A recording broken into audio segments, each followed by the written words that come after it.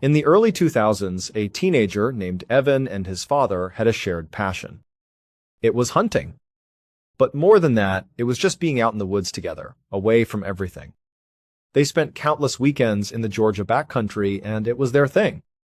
When Evan turned 14, something really special happened. His father had become friends with a very wealthy man, a landowner in Georgia who owned a massive, pristine piece of property. And this man offered them something incredible, exclusive access to one of his best private hunting areas. Just a couple of days later, on October 5th, Evan and his dad decided to take him up on the offer.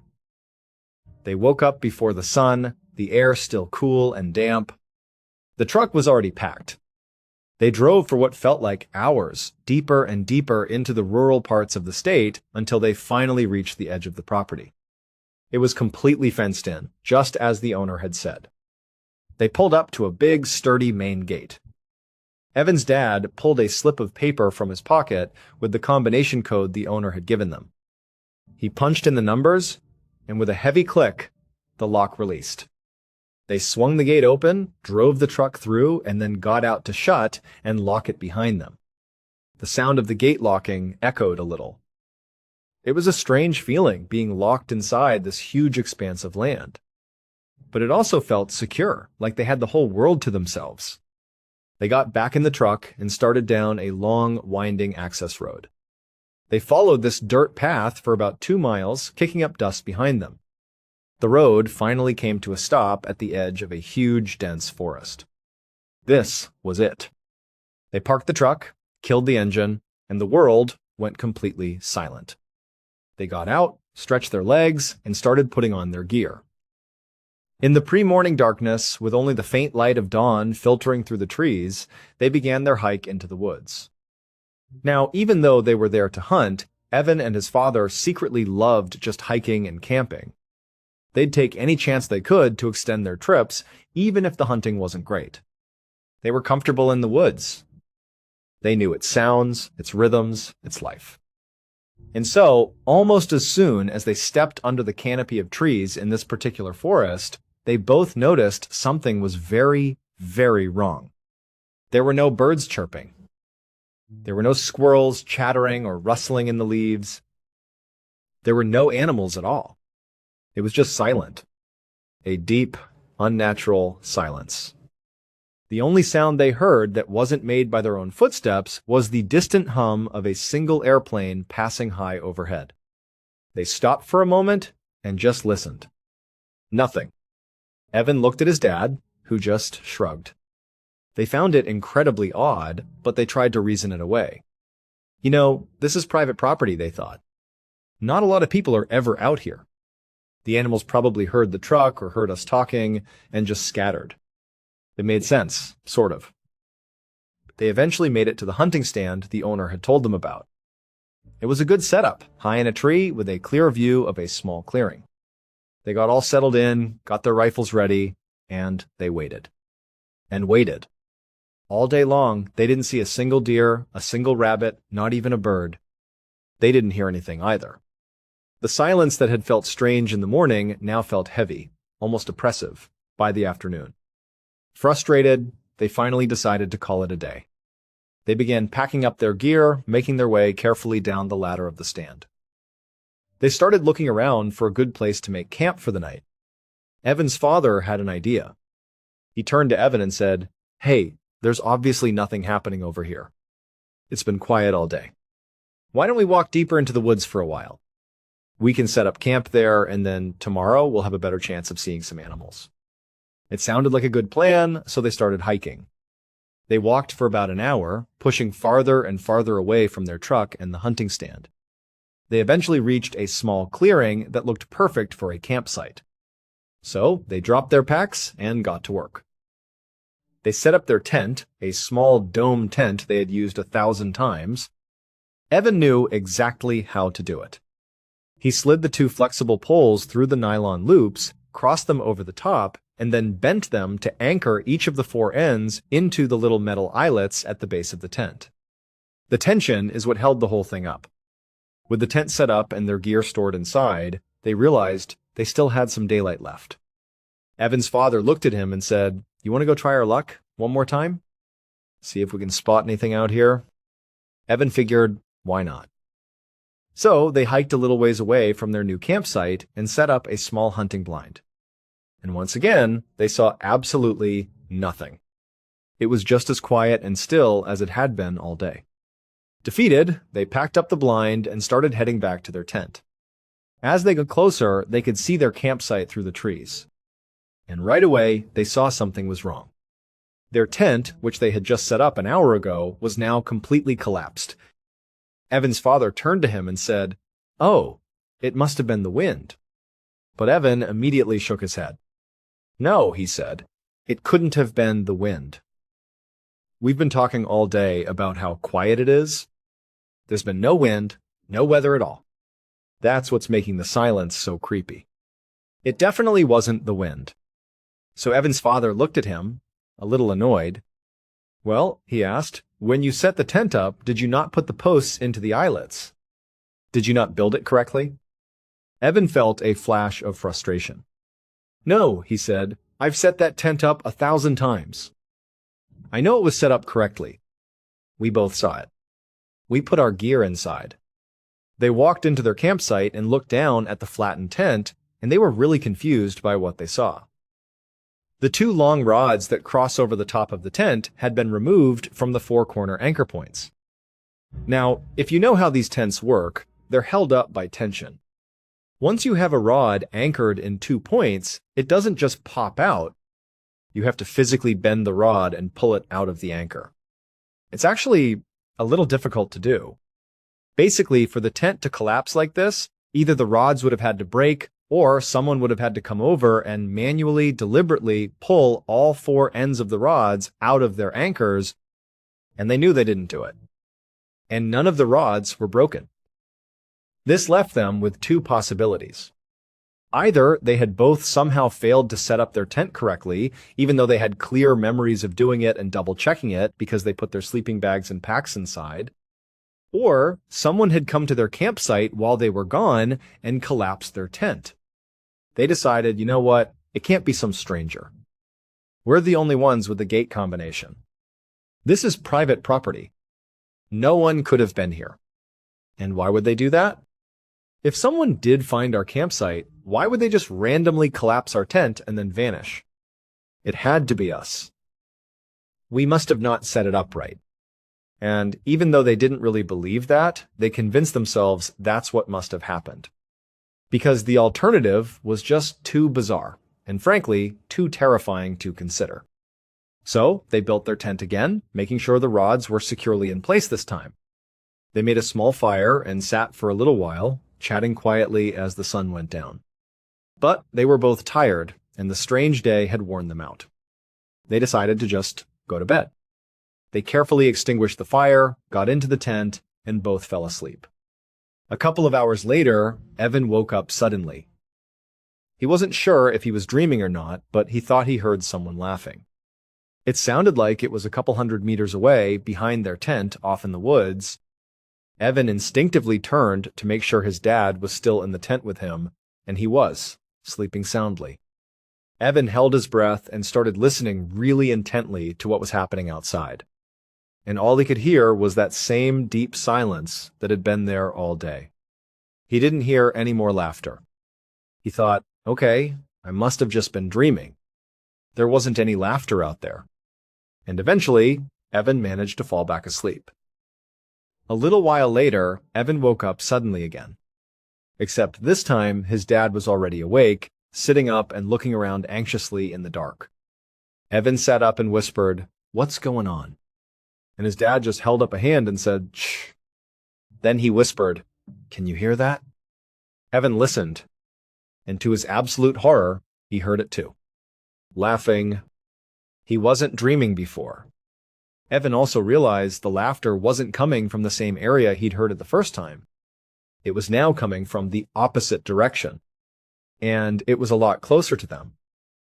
Evan very quietly and carefully explained to his dad that he'd actually heard this same laughter a couple of hours earlier, but had thought it was a dream.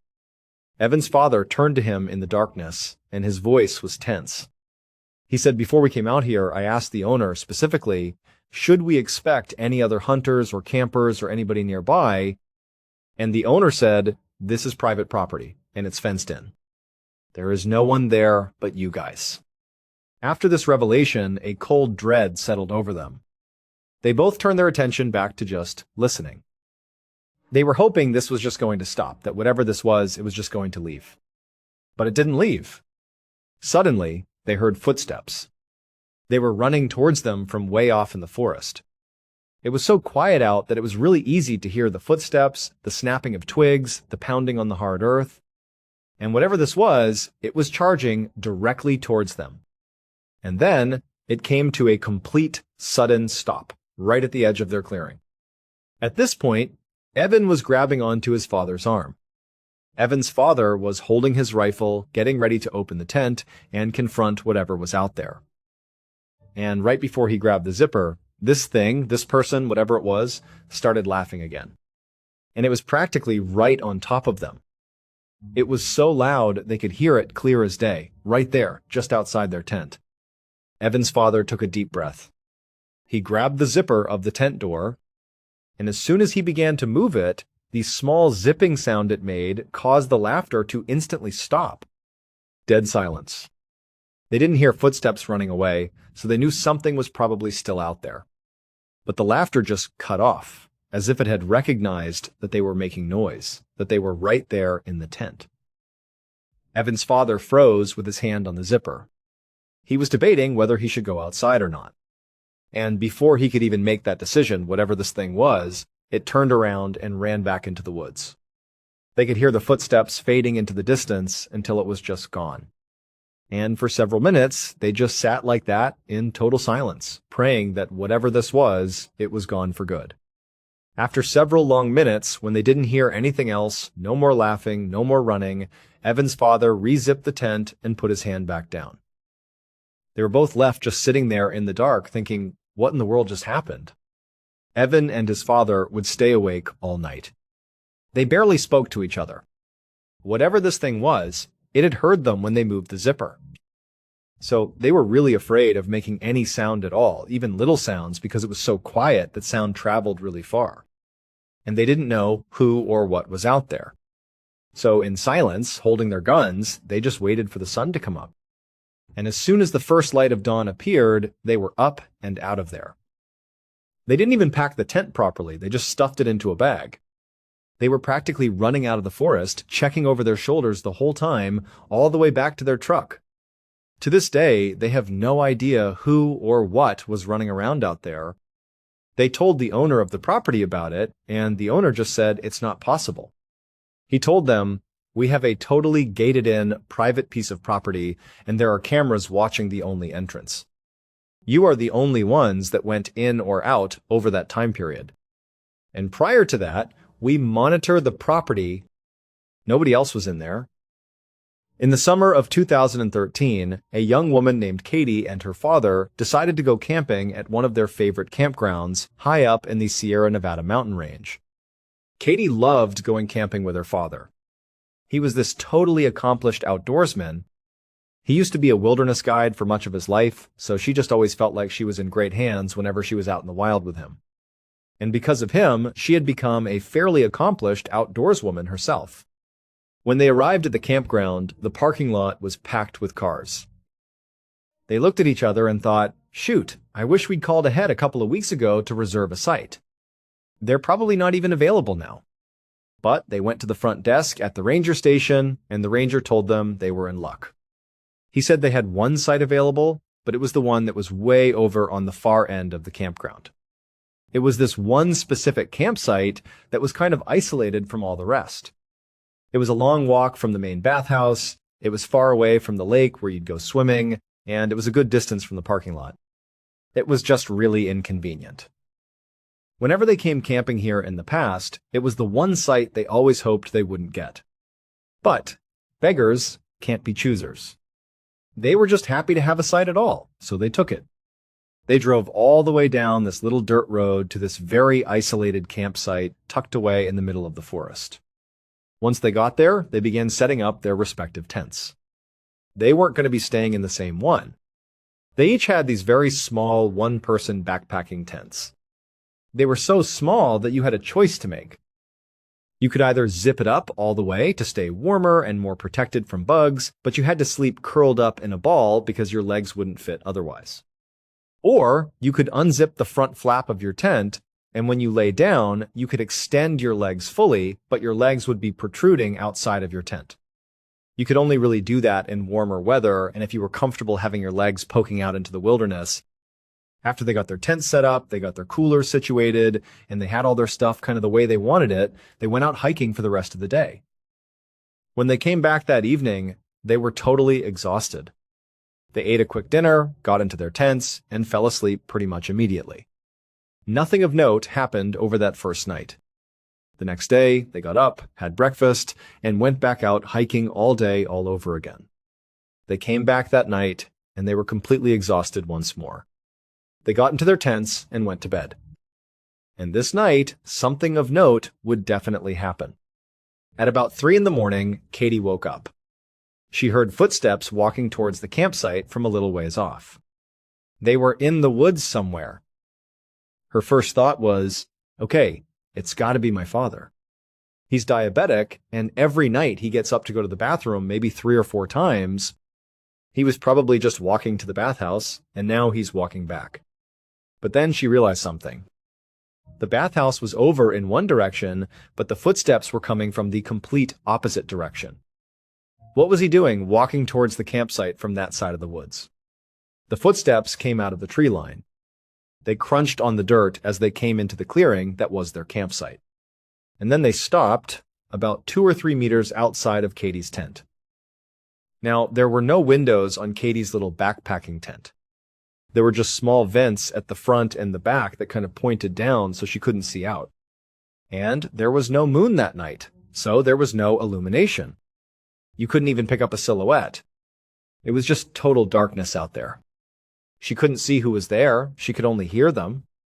But she was still thinking, okay, maybe my dad got lost coming back from the bathhouse because he didn't have a flashlight and he walked too far. That's possible. Or, he could have decided to relieve himself just in the tree line, even though he's not known to do that.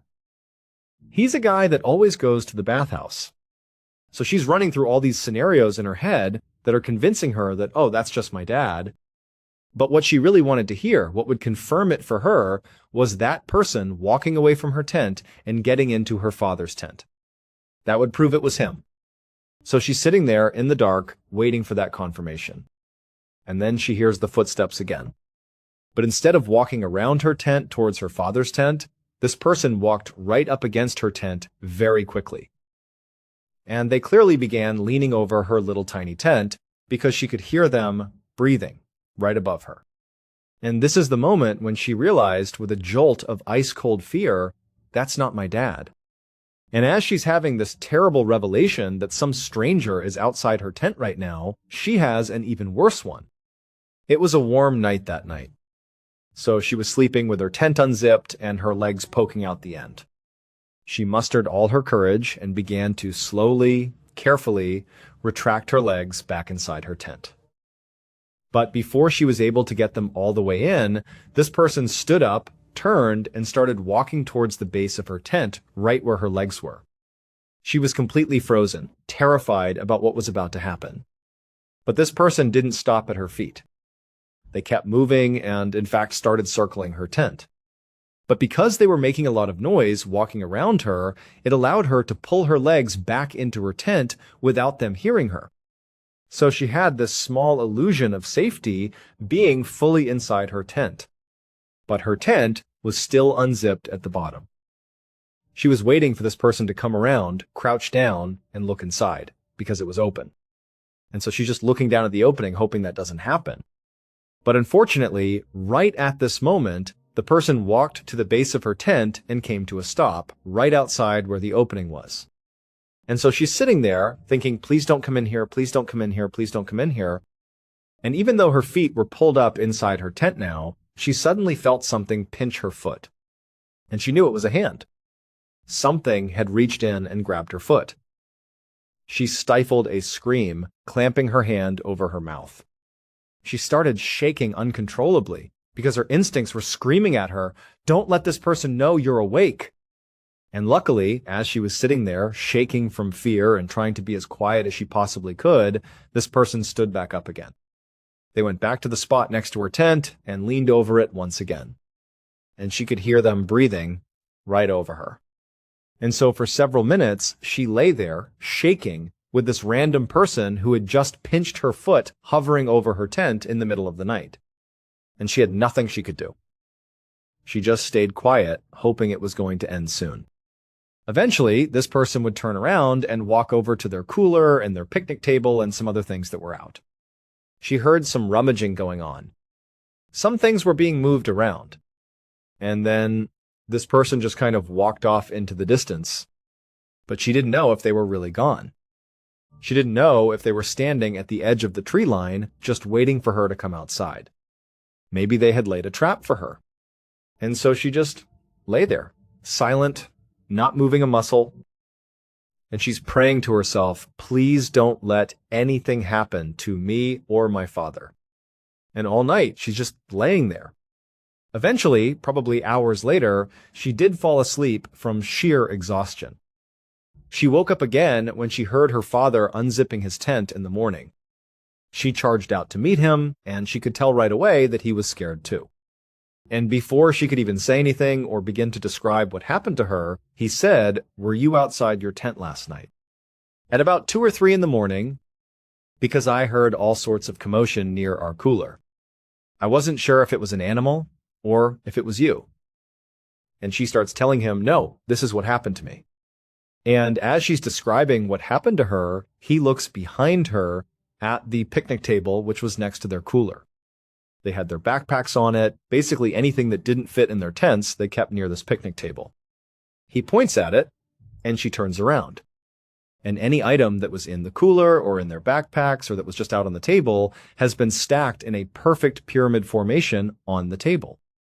Clearly, the person who was there last night did this. For some reason, they couldn't understand.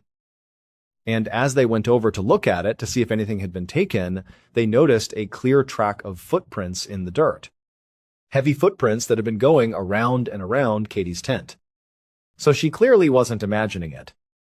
And in that instant, they packed everything up, threw it in their car, and they left.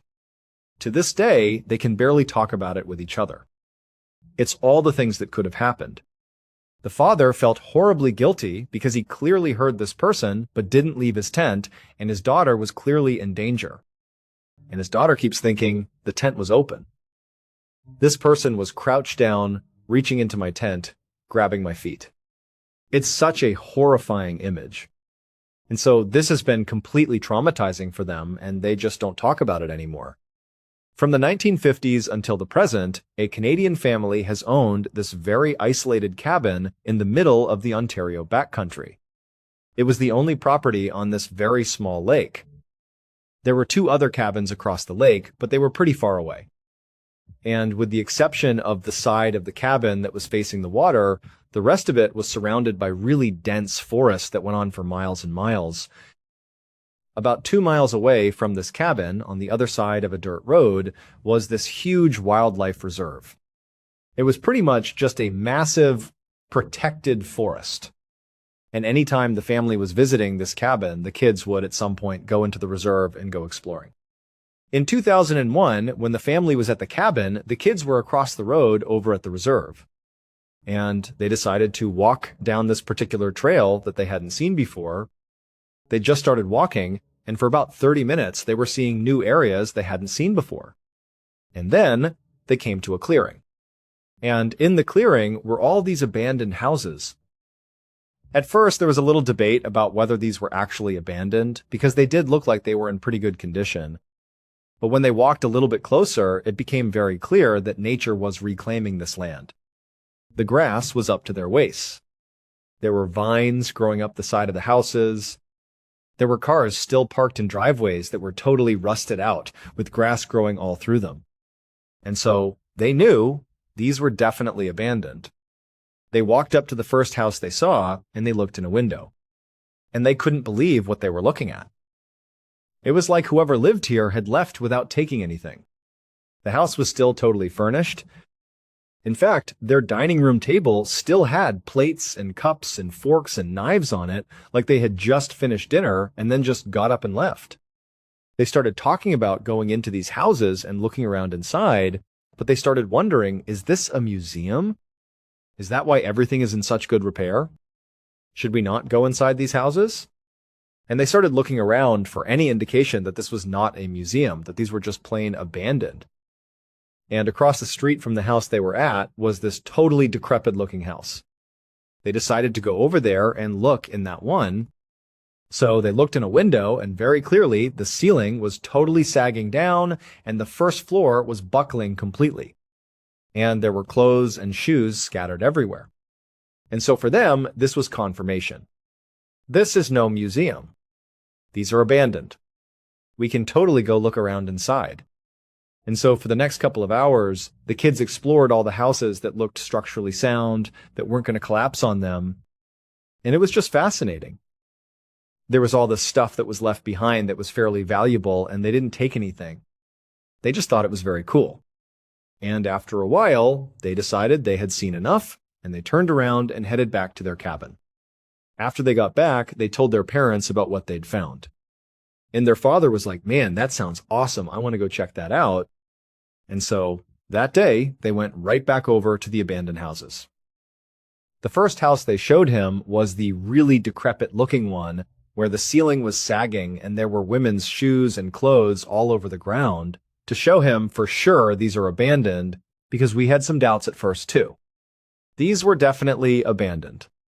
So they looked at that house, and then they went back to the very first house they saw when they walked into this complex, the one that was in great condition and had the dining table still set. So they went inside, and they went upstairs. And they found this bedroom that, like everything else in the house, was totally intact. You had pictures on the wall, it was fully furnished, there were even still sheets made on the bed, and the pillow had a head imprint from whoever was there last. And at the foot of the bed was this beautiful fur coat. The father walked over to it, and he looked at it. And he's like, "This is real fur. This is a really expensive coat. I want to take this for our family." But before he took it, he had a hesitation. Is this really abandoned? You know, if someone had been here, they would have seen footprints all over the house because there was a layer of grime all over the ground. And they could clearly see their own footprints from where they had just come in. And he's like, "No, this is just a weird situation. It's definitely abandoned. Finders keepers." And so he picked up the jacket and he said, "I'm going to give this to Mom after I clean it up." With the jacket in hand, the father and the kids explored the rest of the house. And when they went outside, they realized it was starting to get late and it was probably time to head back. And so they turned around and they started walking away from these houses towards their cabin. They got about 50 or 60 meters away when one of the kids said he just had this weird sense that they were being watched. And so he turned around, and he was shocked when he saw there was an old woman standing in the bedroom that they had just been in where the fur coat was. She had a loose bun on the top of her head, she had this blue shawl on her shoulders over a cream blouse, and she was glaring at them. When the kid saw this woman, he made an audible gasp, and the rest of the group turned around too and saw this woman in the window. And the feeling was instant guilt. They're like, "Oh my goodness, we just stole from this poor woman who lives in this abandoned house." And so right away, the whole group started walking right back towards the house. They were going to give this jacket back. In fact, the dad was saying, "I'm so sorry, I shouldn't have taken this, I'm sorry." And as they were walking back towards the property, the woman in the window, who hadn't said anything, just turned around and walked back into the main part of the house so they couldn't see her anymore. So as they were walking closer to the house, they were assuming she was going to come downstairs to retrieve this jacket that they've taken from her. And so they got right up to the front door, and the father was yelling to her, "I'm sorry, where do you want me to leave this jacket? I can bring it into you." And they're kind of just waiting for her to come downstairs. And she doesn't. She's nowhere to be found. She's not making any sound. She's not indicating what to do. And so after waiting for a couple of minutes, the kids didn't really know what to do, and they were kind of getting uneasy about the situation. But the father was still very confident that he just wanted to give this back and make amends, make peace with her, say he was sorry. And so he walked inside. He told his kids, "Stay here, I'm going to go give it to her." And he went inside and he disappeared upstairs. And then all of a sudden, from across the street, in that decrepit house with the caved-in ceiling, they heard one of the second-floor windows come slamming down. And at the same time, their dad came charging down the stairs, no jacket with him, and he's saying, "Go, go, go." And the kids were spooked from the window getting slammed, and they started running away until they were about 100 meters away from these houses. And they stopped, and they were panting, and they were out of breath. And the kids asked their dad what happened. And he said to them, "I looked everywhere upstairs, and I could not find that lady. I don't know where she is. Either she's hiding from us or something. But I happened to be looking out at that other house, and something caught my eye. There was movement. And I saw another person in the second floor of that building that's falling apart. And I watched them slam the window. And then as soon as they did, I heard someone yell, 'Get out!' And I ran out after you guys." Now, the kids and the dad were absolutely terrified, and they wanted to leave. But they also wanted one more look at these buildings before they did. And when they had run away, they had stopped behind this big group of trees that obscured their view of the buildings. They were out of sight. And so they began to peek their heads around the tree until they could see the building. And they couldn't believe what they saw. Standing in the window of the fur coat room was not only the old woman, but also a very tall man who was holding her shoulders and was bending down because his head was too high to look while standing. He was crouched down, and he was looking out the window next to her. And they were both glaring towards them. The father and his kids were practically falling over themselves to sprint away and back to their cabin.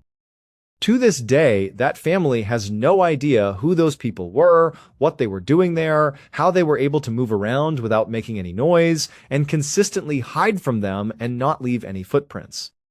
It was all very strange and terrifying stuff. And then the government ended up demolishing those houses almost immediately after they were there.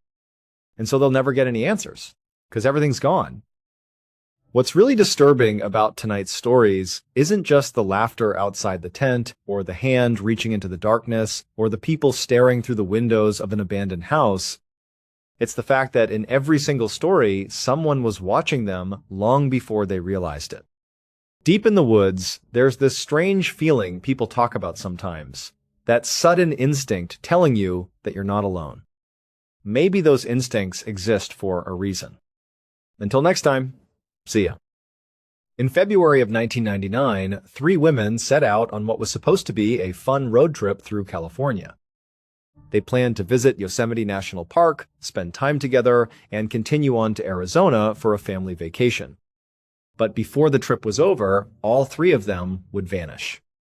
And months later, investigators would uncover one of the most horrifying murder cases in Yosemite's history, a case involving a serial killer who had been hiding in plain sight the entire time.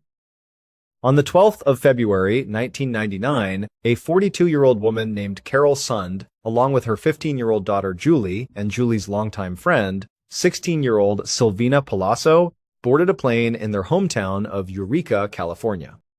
They were all excited for the trip ahead. After a quick 1-hour flight, their plane touched down in San Francisco. They made their way through the bustling airport, collected their bags from baggage claim, and then walked over to the airport's car rental center. At the counter, Carol handled all the paperwork. She signed the rental agreement, showed her license, and was handed a set of car keys.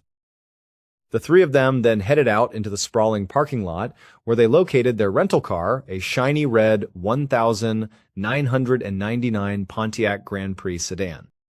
After loading their luggage into the trunk, they climbed inside. Carol got behind the wheel, while Julie and Silvina settled in for the ride. Then, Carol started the engine and began driving east towards Stockton, California, and specifically the University of the Pacific. The main reason for this part of the trip was for Julie. She was a dedicated cheerleader and was scheduled to compete in a big competition the very next day held at that university. But it was more than just a competition for her. Julie was seriously considering attending that school after she graduated from high school, so this was a perfect opportunity for her and her mom to get a real feel for the campus and the surrounding area. And since Silvina was already visiting Julie at her home in Eureka, it just made sense for her to tag along for the adventure. It was a trip filled with promise and excitement for the future. After about an hour and a half on the road, the trio arrived in Stockton. They found their hotel, checked in, and got settled for the night. The next day, February 13th, was the big day for Julie. She competed in her cheerleading event, and afterwards, she, her mom, and Silvina spent the rest of the day exploring the university. They walked through the grounds, checked out the different buildings, and got a sense of what life would be like there.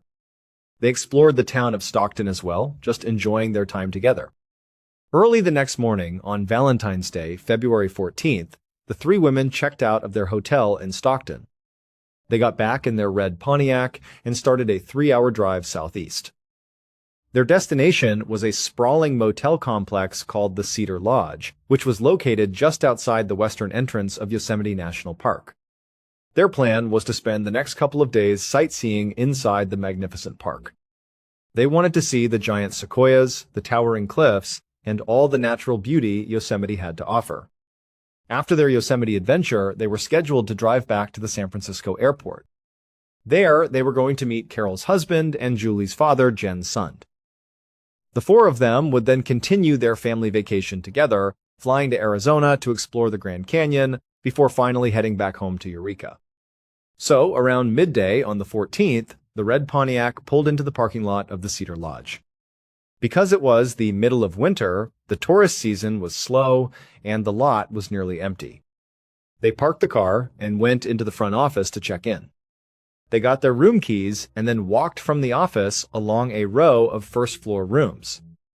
Their room was at the very end of the building, a corner unit, room 509. Carol used the key, opened the door, and they all went inside, dropping their luggage on the floor. After the long drive, they all felt pretty tired.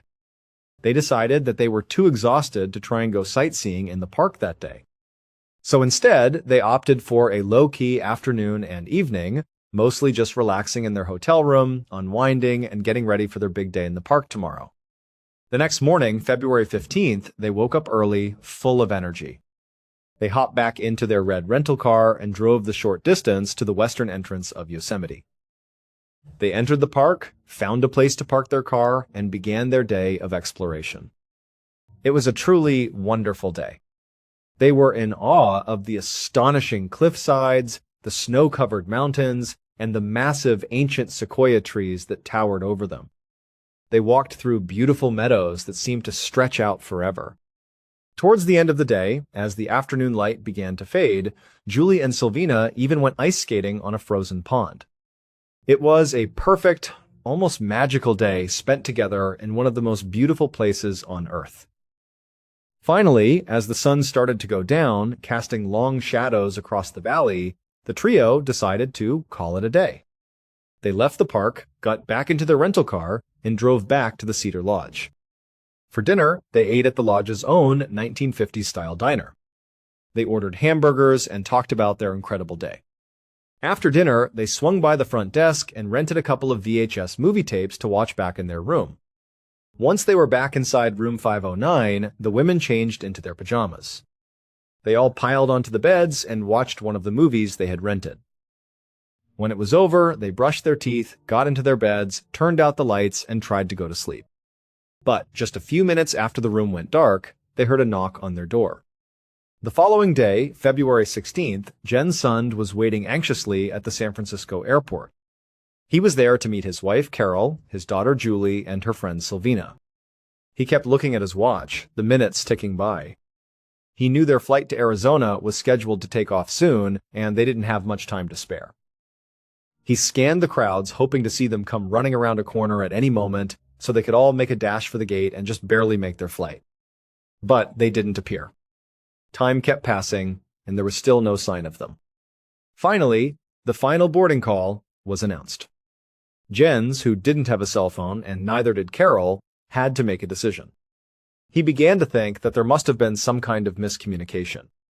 Maybe they got their wires crossed, and Carol and the girls had taken an earlier flight and were already on their way to Arizona.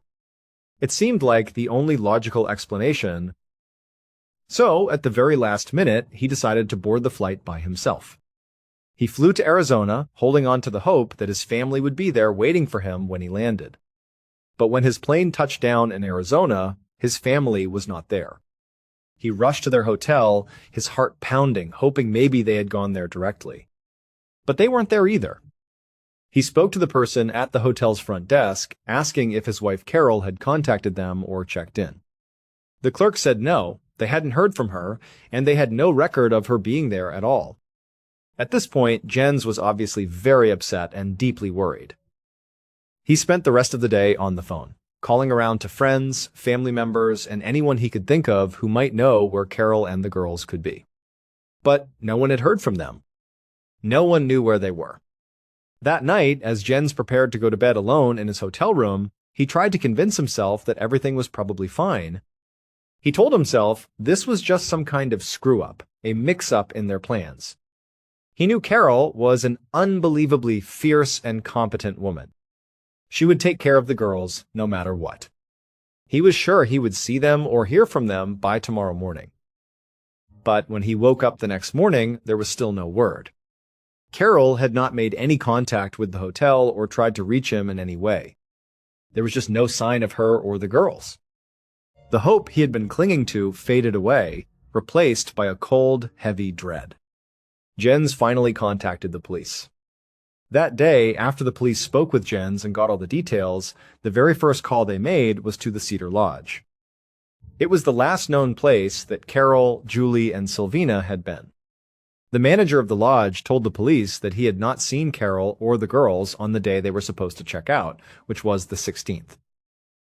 But, he explained, this wasn't necessarily unusual. Carol had paid in advance when she checked in, so she wouldn't have needed to stop by the front desk on her way out. So, that detail wasn't an anomaly. The manager also told the police that on the 16th, after the checkout time had passed, the cleaning staff had gone to room 509. When they went inside, the room was vacant. Nothing seemed out of place or amiss. It was relatively clean, except for some wet towels that had been left on the floor of the bathroom. The keys to the room were left on the desk, just as they were supposed to be. To the cleaners, it simply looked like the women had packed up and left that morning.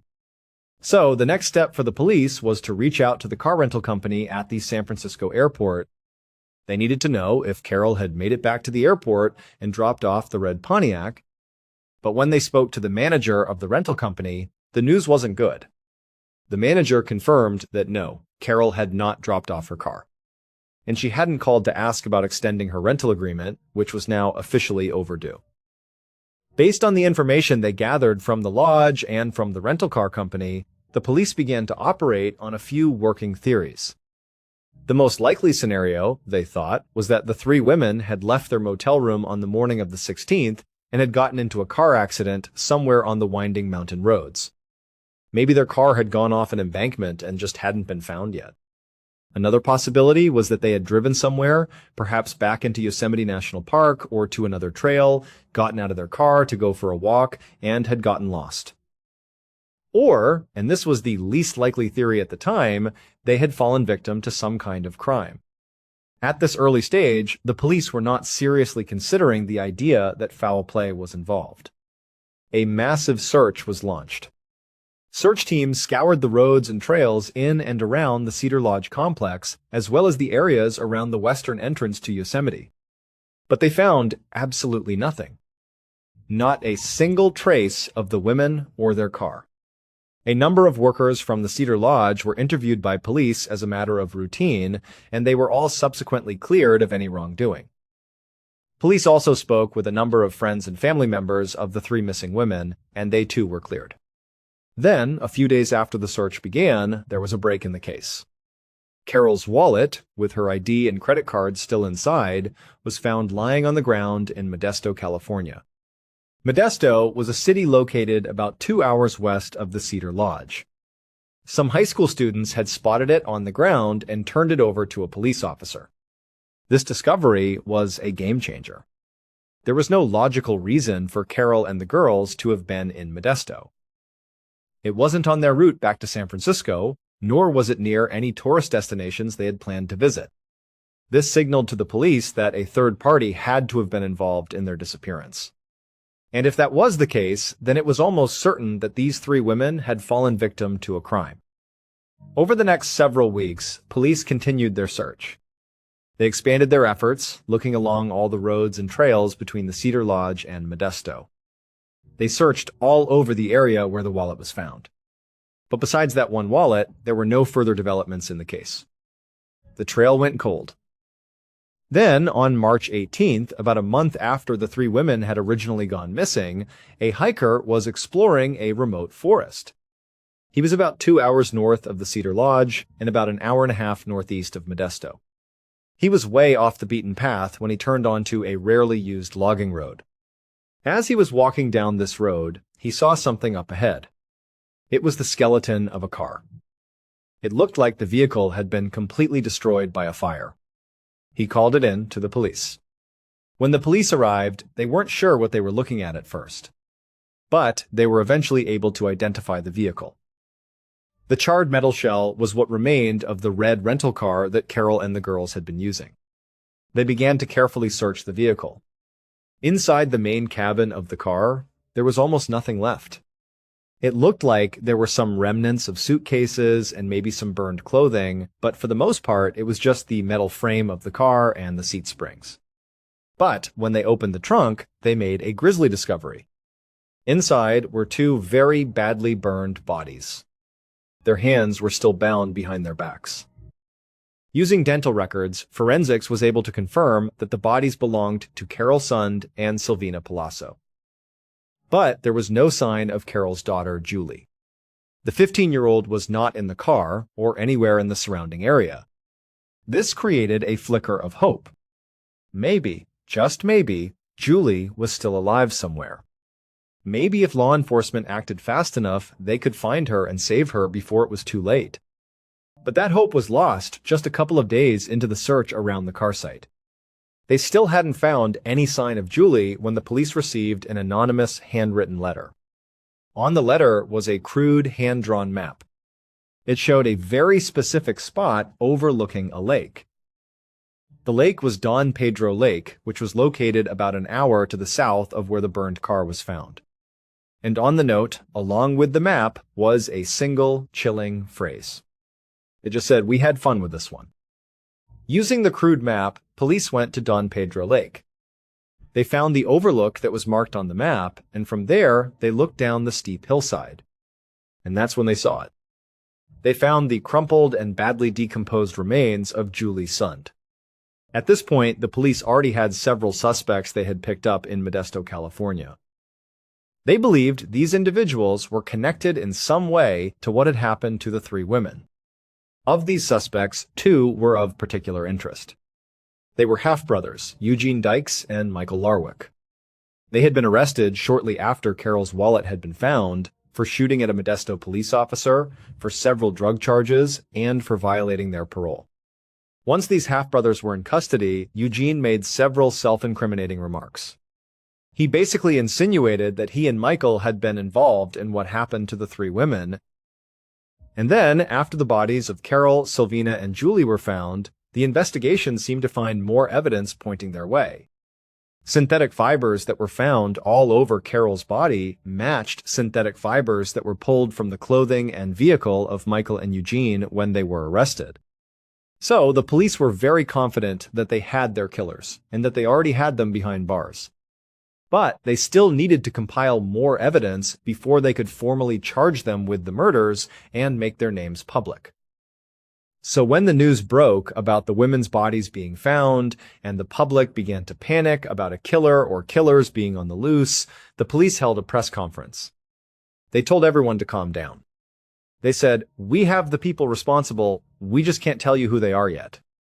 They asked the public to be patient while they built their case, but they assured everyone that they were safe and there was nothing to worry about. But 4 months went by, and the police still had not come out and publicly charged anyone with these murders. They continued to insist to the public that they had their killers behind bars and that nobody had anything to worry about. On the afternoon of July 22nd, roughly 4 months after the discovery of the 3 bodies, a man named Dr. Desmond Kidd, who was the medical director for Yosemite, had just finished a long 2-4-hour shift at the park's clinic. He had just gotten back to his cabin, which was located inside Yosemite, when his pager went off. He went to a phone, dialed the number on his pager, and the park dispatcher picked up. The dispatcher said, "Hey, Dr. Kidd, can you be a part of a search for a missing person? Doctor." Kidd said, "Sure, he'd love to help." Then there was a pause, and the park dispatcher said, "Hey, just so you know, there are law enforcement implications with this one." And then, before Dr. Ba, Kidd could ask what he meant, the dispatcher hung up the phone. Doctor. Kidd was really confused by that last comment. In the 3 years he had worked at the park, he had unfortunately been involved in many searches for missing people. But they were never tied to any sort of criminal activity. They were always cases of hikers getting lost or falling and injuring themselves, which was a fairly common occurrence inside a park as vast as Yosemite. So as soon as a convoy of other Yosemite staff members, who were also part of the search team, rolled up in front of his cabin, Dr. Kidd ran outside. He hopped into one of the vehicles and asked the driver, "What's going on? What are these law enforcement implications with this missing person?" The driver explained to him what was happening. He said, "Hey, you know how 4 months ago we had those 3 Yosemite tourists go missing, Carol, Julie, and Sylvina? And they were found murdered outside of the park?" He continued, "Well, even though the police have been saying they have their killers behind bars, they still haven't actually named who their killers are or charged anyone with their murders. And that's made a lot of us think that maybe they don't have the killer. Maybe there's a killer still on the loose. And unfortunately, tonight, we have another person who's gone missing inside the park. And she's gone missing under very mysterious circumstances, which has led a lot of us to think that it's possible, if there really is a killer out there, they've struck again tonight." Dr. Kidd was totally shocked by this news. But he was even more shocked when he found out who it was that was missing. It was someone he knew. Her name was Joy Armstrong, and she was a 26-year-old naturalist employed by Yosemite. A naturalist is like an expert tour guide, someone who knows everything about the park's flora and fauna. Dr. Kidd and the rest of the convoy sped through the park. They turned down an unmarked road with huge trees on either side. Eventually, they came out of this heavily forested road and entered into an unbelievably beautiful meadow. And on the very far end of this huge meadow, there was a single green cabin sitting at the base of a mountain with a forest on the other side of it. This totally secluded cabin in the middle of Yosemite was where Joy was living. As Dr. Kidd and the convoy drove across the meadow and got closer to the cabin, he could see park rangers walking around the perimeter, marking it off with yellow police tape. When Dr. Kidd's vehicle came to a stop right outside the taped-off area, they all got out. They could see a white pickup truck parked right next to the cabin. It was Joie's truck, and inside of it was a bunch of luggage. It looked like some of the luggage had spilled out onto the ground, and some of the truck's doors were still open. It gave Dr. Kidd and the other searchers the impression that Joie must have been either loading things into her truck or unloading things from her truck at the exact moment she went missing. Dr.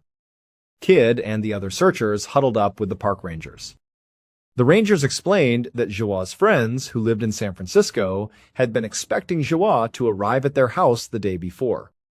But when she never showed up, and they couldn't get in touch with her, they had called the park authorities to report her missing. That's why they were all there now, looking for her. After discussing the circumstances of the case, they all decided to break into 5 different search groups and begin searching the immediate area around the cabin. Dr. Kidd and 4 other searchers began walking behind the cabin, towards the tree line. Once they got into the forest, they started walking towards a nearby creek. As they walked up along this creek, they suddenly noticed a whole bunch of trampled ferns and broken saplings. It looked like someone had come running through there in a panic. Perhaps the person who was running was Joie. So they began following these tracks which ran right alongside the creek. Then, at some point, one of the searchers yelled out, "Hey, what's that up there?" About 10 feet ahead of them, the ground sloped down into a ditch, out of their direct line of sight. But right before the ditch, hanging on a small tree branch near the ground, was a set of car keys glinting in the sunlight. Dr. Kid, who was at the front of his small search party, began walking towards the keys. As he got closer and closer, he began to be able to see down into the ditch that was just on the other side of the keys. And as soon as he could actually see what was at the bottom of that ditch, he immediately began to gag. He turned around and quickly walked away, unable to process what he had just seen.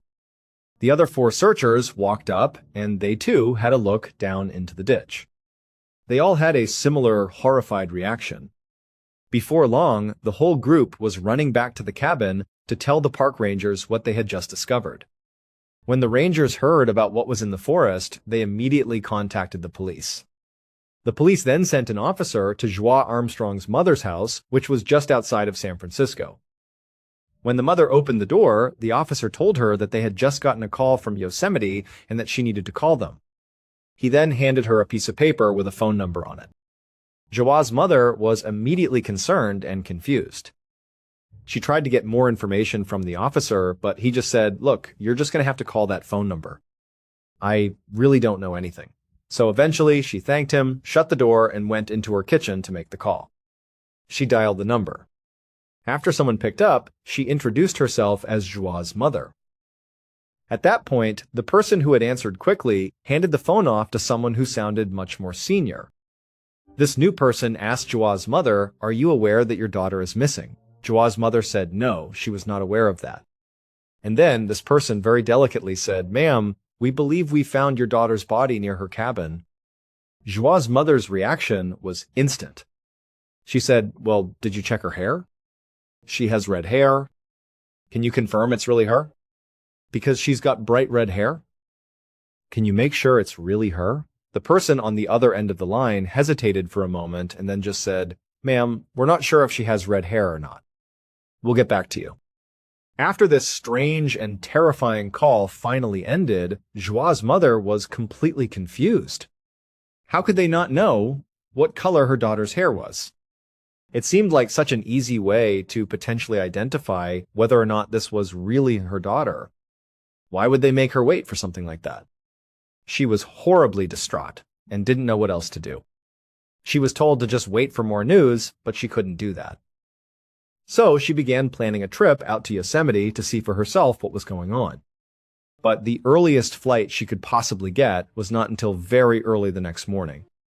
She spent a very restless night, barely sleeping, just praying that the person they had found was not actually her daughter. The next morning, she got up, rushed to the airport, and as she was waiting to board her plane, she grabbed a newspaper from a nearby kiosk. The headline on the front page read, "Naturalist Beheaded at Yosemite," and that's when she understood. That's when she knew why the person on the phone could not tell her whether or not the body was her daughter based on hair color. It was because the body they had found did not have a head. In the time between her getting that phone call and this headline running in the paper, the searchers had found the head. It was located about 27 feet away from the body, hidden under some brush. And they were able to confirm that it was in fact the body of Joie Armstrong. Joie's death was immediately treated as a homicide. And right away, the public began to openly suggest that maybe Joie's murder was connected to the murders of Carol, Julie, and Sylvina from 4 months earlier. This was despite the fact that the police were still saying, "We have our killers for those murders behind bars." Joie's murder is completely unconnected. Luckily, the public and the police did not have to argue for very long about who was right. Because there was a break in Joie's case almost immediately. On the night that Joie went missing, another Yosemite staff member had happened to drive by her cabin. They noticed a distinctive SUV parked outside of her cabin that they didn't recognize. It was a blue 1979 International Scout. As it happened, there were only 2 of these particular types of vehicles registered in all of Yosemite Valley. So, within 24 hours, the police had tracked down one of these two vehicles. It was located about 12 miles away from the western entrance of Yosemite, pulled off to the side of a highway. The police pulled up alongside it and parked. They walked up to the vehicle. There was no one inside. But then they noticed a path leading down an embankment off the highway, which led down to a forest where there was a river that people liked to swim and fish in. So, the two officers decided to head down there and see if maybe the driver was down by the river. They made their way down the path, and sure enough, they came in contact with the driver. He was lying on a rock, completely nude, smoking marijuana. The two officers approached him and introduced themselves. The man, who was very well built and good-looking, stood up. He calmly covered himself, took the marijuana out of his mouth, and said, "Hey, what can I do for you guys?" Over the course of their conversation, the police would learn that this guy's name was Cary Stayner. He was 38 years old, and he was the handyman at the Cedar Lodge Motel. He told the police that he was not anywhere near Joie's cabin on the night she went missing. The police, for whatever reason, ultimately bought his story. They confiscated his marijuana, walked back up the hill, took some pictures of his car and the tires on his car, and then they left, leaving him down by the river. A couple of days later, some FBI investigators who had been called in on the case analyzed those pictures that the officers had taken of the tires on Cary's car. They compared them to pictures of the tire tracks that had been found at Joie's cabin. And they determined that they were a perfect match. So later that day, which was July 24th, police officers went back out and tracked Cary down again. This time, he was having lunch at one of his favorite spots, a nudist resort about 3 hours northwest of the Cedar Lodge. There, he was arrested on suspicion of murdering Joie Armstrong and was brought in for questioning. As soon as he was walked into the police station and was being booked, Cary dropped a bombshell. He confessed. He confessed to not only murdering Joie Armstrong, but he also confessed to murdering Carol Sund, along with her daughter Julie Sund and Silvina Palazzo, Julie's friend. And he said he did all of it on his own. He had no other accomplices. This meant the police had never had the killer behind bars. It would turn out that Eugene Dykes, one of their primary suspects, was lying when he made those self-incriminating remarks about him and his half-brother Michael. And as for those synthetic fibers that were found on Eugene and Michael, it turned out those fibers belonged to a very commonly sold type of blanket. They did not definitively tie Michael and Eugene to the crime. So for half a year in 1999, there really was a serial killer just roaming free in Yosemite National Park, just like many of the people who lived in the area. And some people in the media had speculated Cary would go on to give a very detailed and graphic 6-hour-long confession explaining exactly how he went about killing all 4 women. This is his awful story. On the 14th of February, 1999, the day that Carol, Julie, and Silvina arrived at the Cedar Lodge, Cary was on his way to his girlfriend's house. His girlfriend, like Cary, worked at the Cedar Lodge. She was a waitress at their 1950s-style diner. That night, as Cary walked up the walkway towards her front door, he made up his mind. He was going to act on a dark fantasy he had had since he was 7 years old. And that fantasy was to kill a young woman. His plan that night was to go inside and not only kill his girlfriend, but also kill her 2 young daughters, who were 10 and 11 years old at the time. But when he went inside the house and was about to carry out his plan, he noticed a man in their backyard through one of the windows. He asked his girlfriend who the guy was. She told him that she had hired someone to take care of the property, to cut the grass and do some work in the garden. She said he was going to be there for a little while, but he would stay outside. This totally screwed up Cary's plan. He was not expecting anyone else to be there that night. So for several hours, Cary anxiously sat there, constantly looking out the window, waiting for this man to leave so he could kill the 3 people inside. But the worker was taking a long time, and it didn't seem like he was even close to being done. So finally, Cary left without any explanation, angry and frustrated. He began driving back to the Cedar Lodge, where he had an apartment on the 2nd floor. When he pulled into the parking lot, he noticed a car he hadn't seen earlier in the day. It was a 1999 red Pontiac Grand Prix. And suddenly, Carrie had this urge to find out who owned that car. Maybe, if he was lucky, it was a woman who owned it, and maybe she was alone. If that was the case, he could still fulfill his fantasy on this woman and not worry about the fact that he couldn't kill his girlfriend and her 2 kids. So Carrie parked his car a little bit away from the red car, and he walked over to the motel room that was right in front of it.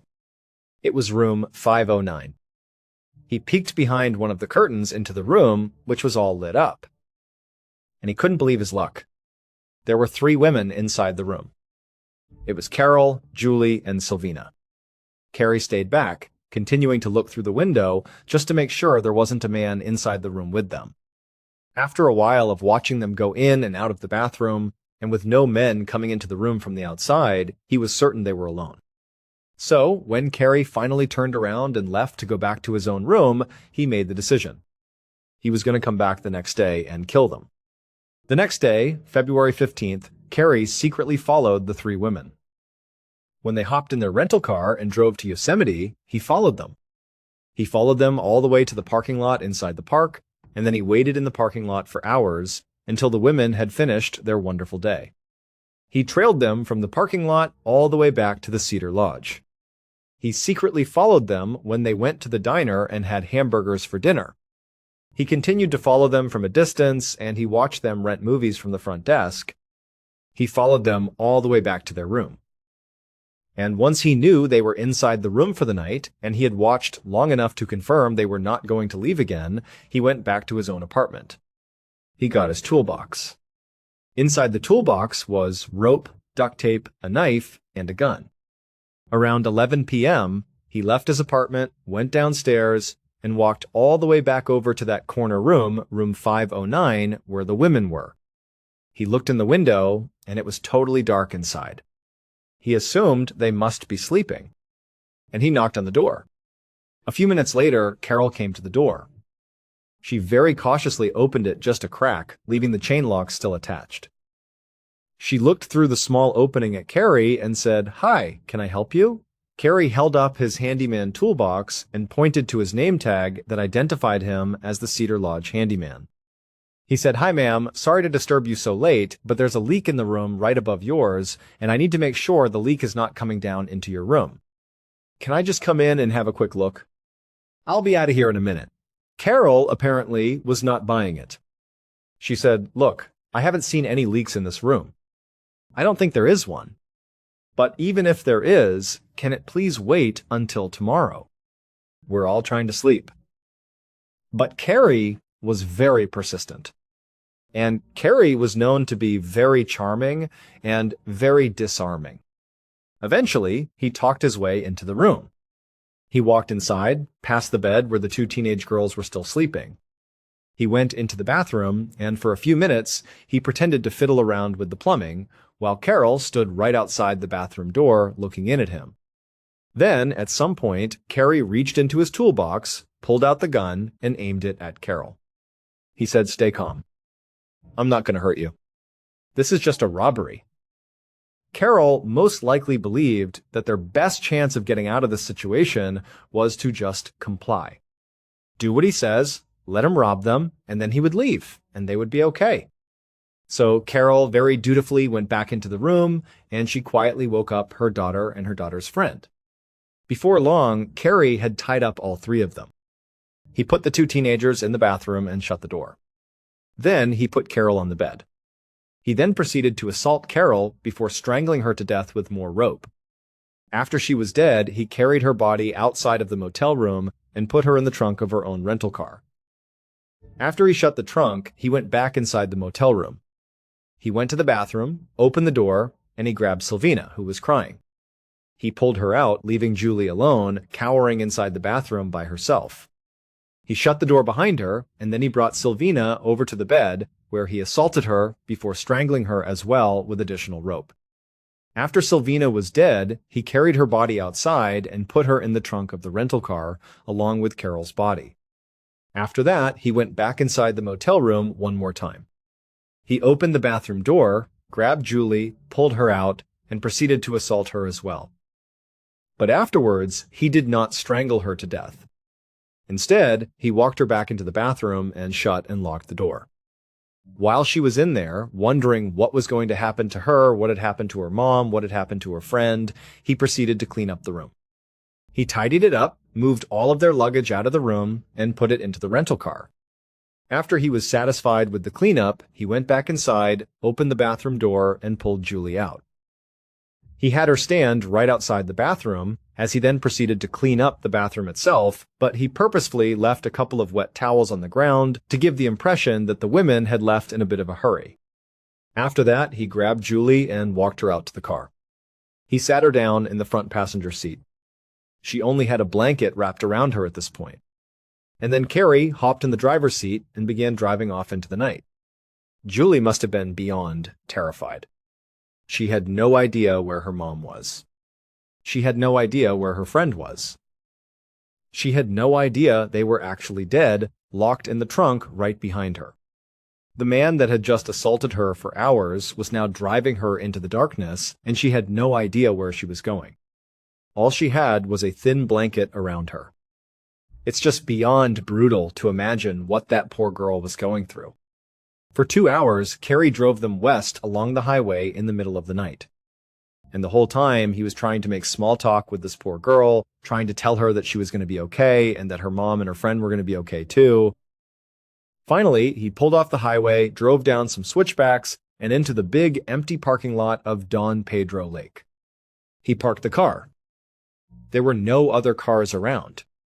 It was still dark out, the sun hadn't come up yet. He got out and told Julie to get out of the car. But Julie was so scared, she was frozen. She couldn't move.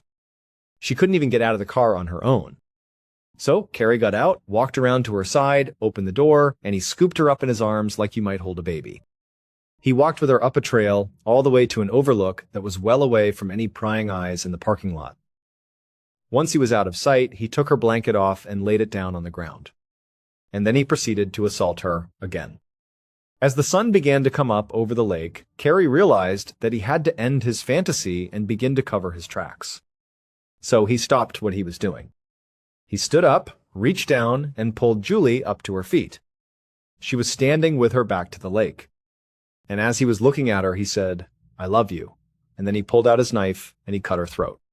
He then pushed her body down the hillside, where she tumbled, and finally came to a stop underneath some bushes, where she died.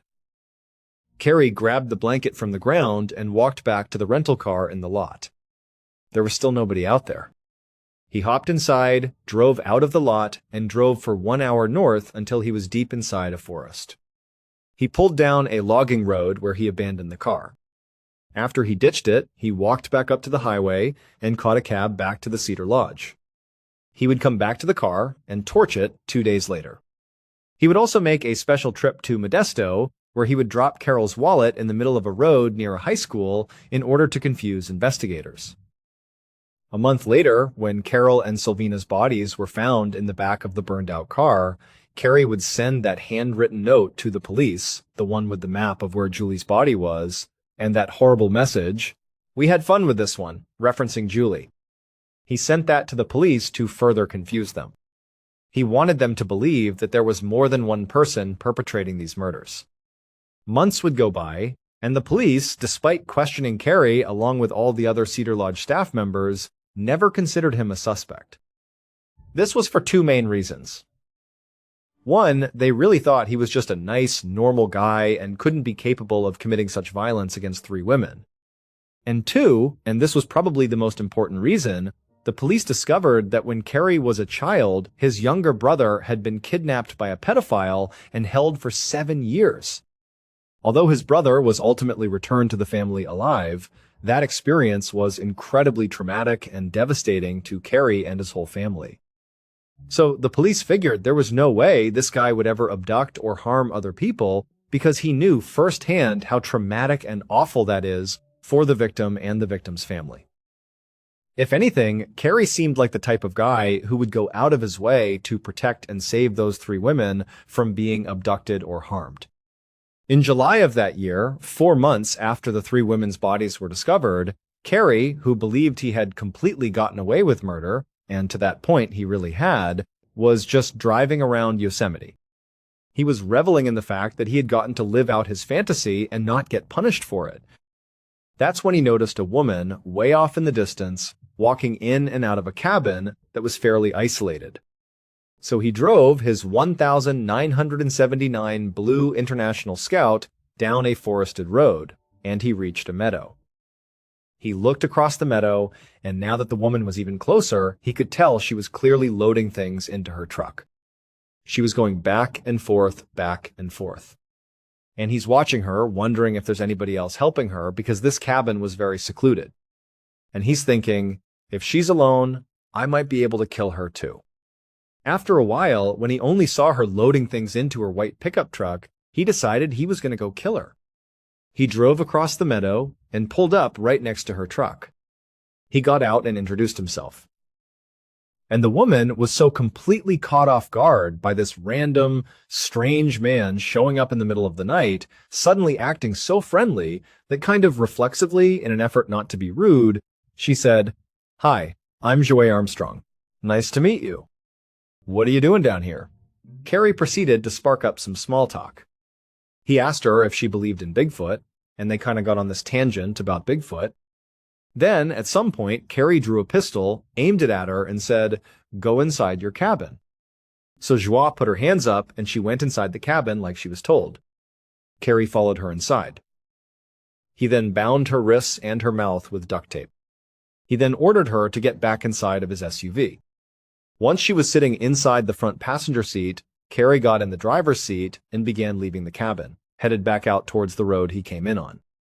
As he's speeding across the meadow, Joie leaps headfirst out of the window of the moving car and smashes onto the ground.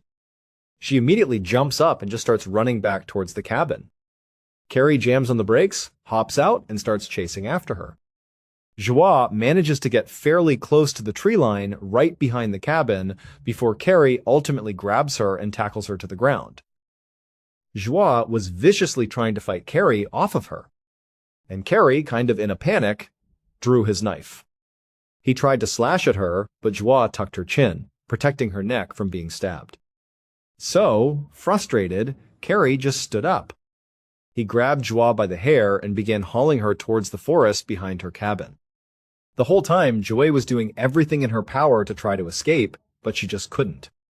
Finally, they got inside the woods, and Carrie dragged her into a ditch.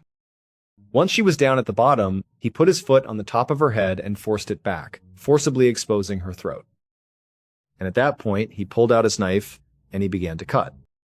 Afterwards, Carrie considered keeping Joie's head, but ultimately he would try to hide it in some bushes nearby. After Carrie attempted to cover up some of the blood in the area with some branches and leaves, he left the forest and went back to his SUV. He didn't even attempt to tidy up the scene. He left her truck as it was. He left her cabin as it was. He just hopped in his SUV and drove back to the Cedar Lodge. Carrie would tell police that as soon as he killed Joie Armstrong, all he wanted to do was go kill his girlfriend and her two young daughters, the 10 and 11-year-old. But police caught him before he could carry out that attack. Cary Stayner, who never showed any remorse for his victims, was ultimately sentenced to death and is currently awaiting execution in San Quentin Prison in Northern California. One of the more distressing aspects of this case was Carol's camera. It was found intact near the burned-out car in the woods. The police developed the picture on the camera in the hopes that there would be some clue as to who murdered them. But it would turn out there wasn't any usable evidence on the camera.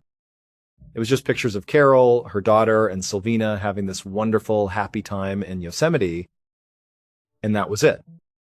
But after Cary confessed to what he did to these poor women, those pictures take on a whole new, much darker meaning. In the final 8 images on that camera roll, we know that Cary Stayner was either literally watching these women secretly at the time the picture was taken, or he was patiently waiting nearby for them to return. The final image that was taken on that camera was taken by Julie. It's a picture of her mother sitting on one bed and her friend Sylvina sitting on the other bed as they were getting ready to turn out the lights and go to sleep. That picture was taken just moments before Cary knocked on their door. Before you click away tonight, just remember this. Somewhere in a police evidence box, there still exists a roll of photographs from that trip. Smiling faces. Snow-covered mountains. 3 people laughing together, completely unaware that the man who would murder them was already watching from the shadows. And in the very last photo ever taken, Carol and Sylvina are sitting quietly inside room 509, just moments before the knock came at the door. Until next time, sleep well. The story of Timothy Evans begins long before any crime was committed. In many ways, it began the moment he was born in 1924 in the poor southern region of Wales. Before Timothy even took his first breath, his father had already abandoned the family, leaving his mother alone to raise several children with almost no money. Poverty wasn't something Timothy fell into later in life. It was the world he entered from the very beginning. And almost immediately, life began stacking obstacles in front of him. As a child, Timothy struggled to speak clearly, and once he started school, it became obvious he was falling behind the other students. Even the simplest lessons were difficult for him to understand. Teachers grew frustrated, classmates moved ahead without him, and little by little, Timothy became the kind of child people quietly stopped expecting much from. Then, when he was 8 years old, things became even worse. Timothy developed a painful tuberculosis-related condition on the bottom of his right foot. The disease wasn't killing him, but it made every step feel unbearable. Large blisters formed across the sole of his foot, making it agonizing to walk. For years, he missed huge portions of school, sometimes because he was receiving treatment, and other times because the pain was simply too severe for him to make the walk there at all. For a boy who was already struggling in class, those absences were catastrophic. Years later, psychologists would conclude that Timothy had severe cognitive limitations with an IQ believed to fall somewhere between 60 and 70. And by the time he became one of the most controversial men in British history, his life had already been unraveling for years. Despite all these challenges, Timothy stayed in school as much as he could, but his real focus shifted away from education. He knew his family was desperately poor, and he felt a responsibility to help provide for them. So, he started looking for work. Timothy was willing to do anything for money, no matter how difficult or dangerous the job was. When he was just 13 years old, he became a coal miner, which was, and still is, one of the most dangerous jobs on the planet. But even with his strong work ethic, Timothy could never hold down a job for long. He would always end up getting fired, or he wouldn't get hired in the first place. It was always for the same reasons. Either he'd have a bad flare-up of the tuberculosis on his foot, making it impossible for him to walk to work, or his illiteracy would become a problem. Many jobs simply couldn't employ someone who couldn't read, write, or even speak very clearly. It was a heartbreaking cycle. When he turned 18, World War II was raging, and all his friends were enlisting to go fight. Timothy wanted to join them to do his part, but when he tried to enlist, the military rejected him. They told him they couldn't take him because of his foot and because he was illiterate. This constant rejection and embarrassment took a heavy toll on Timothy. He felt like an outsider, like he didn't belong anywhere. At some point, he developed a coping mechanism. He started to lie. He would invent these grand, elaborate stories about incredible adventures he'd been on, powerful people he knew, and amazing skills he possessed. Most people who knew him didn't believe a word of it, but every once in a while, someone would. And in those brief moments, Timothy would feel a sliver of respect, something he almost never experienced in his real life. Even though it was built on a lie, that feeling was incredible to him, and he became almost addicted to telling these stories. Fast forward to 1947. Timothy was now 23 years old. His family had moved from Wales to London, and they were living in a very poor and rough neighborhood. Timothy had managed to find a job as a delivery driver, and for a while it seemed to be working out. On one of his delivery routes, he met an 8-year-old girl named Beryl Thorley. People who knew Beryl said that she, like Timothy, also had a very low IQ. The two of them met, and they just clicked. They started dating, and by the end of that same year, they were married. At first, they lived in Timothy's family's crowded apartment, but in early 1948, Beryl became pregnant. They decided it was time to get a place of their own. They scraped together what little money they had and rented an apartment. The place was terrible. It was tiny, it was dirty, and it was in an even more dangerous neighborhood than where Timothy's family lived. But for a short time, it was their own, and it was enough. Then, Beryl gave birth to their daughter, Geraldine.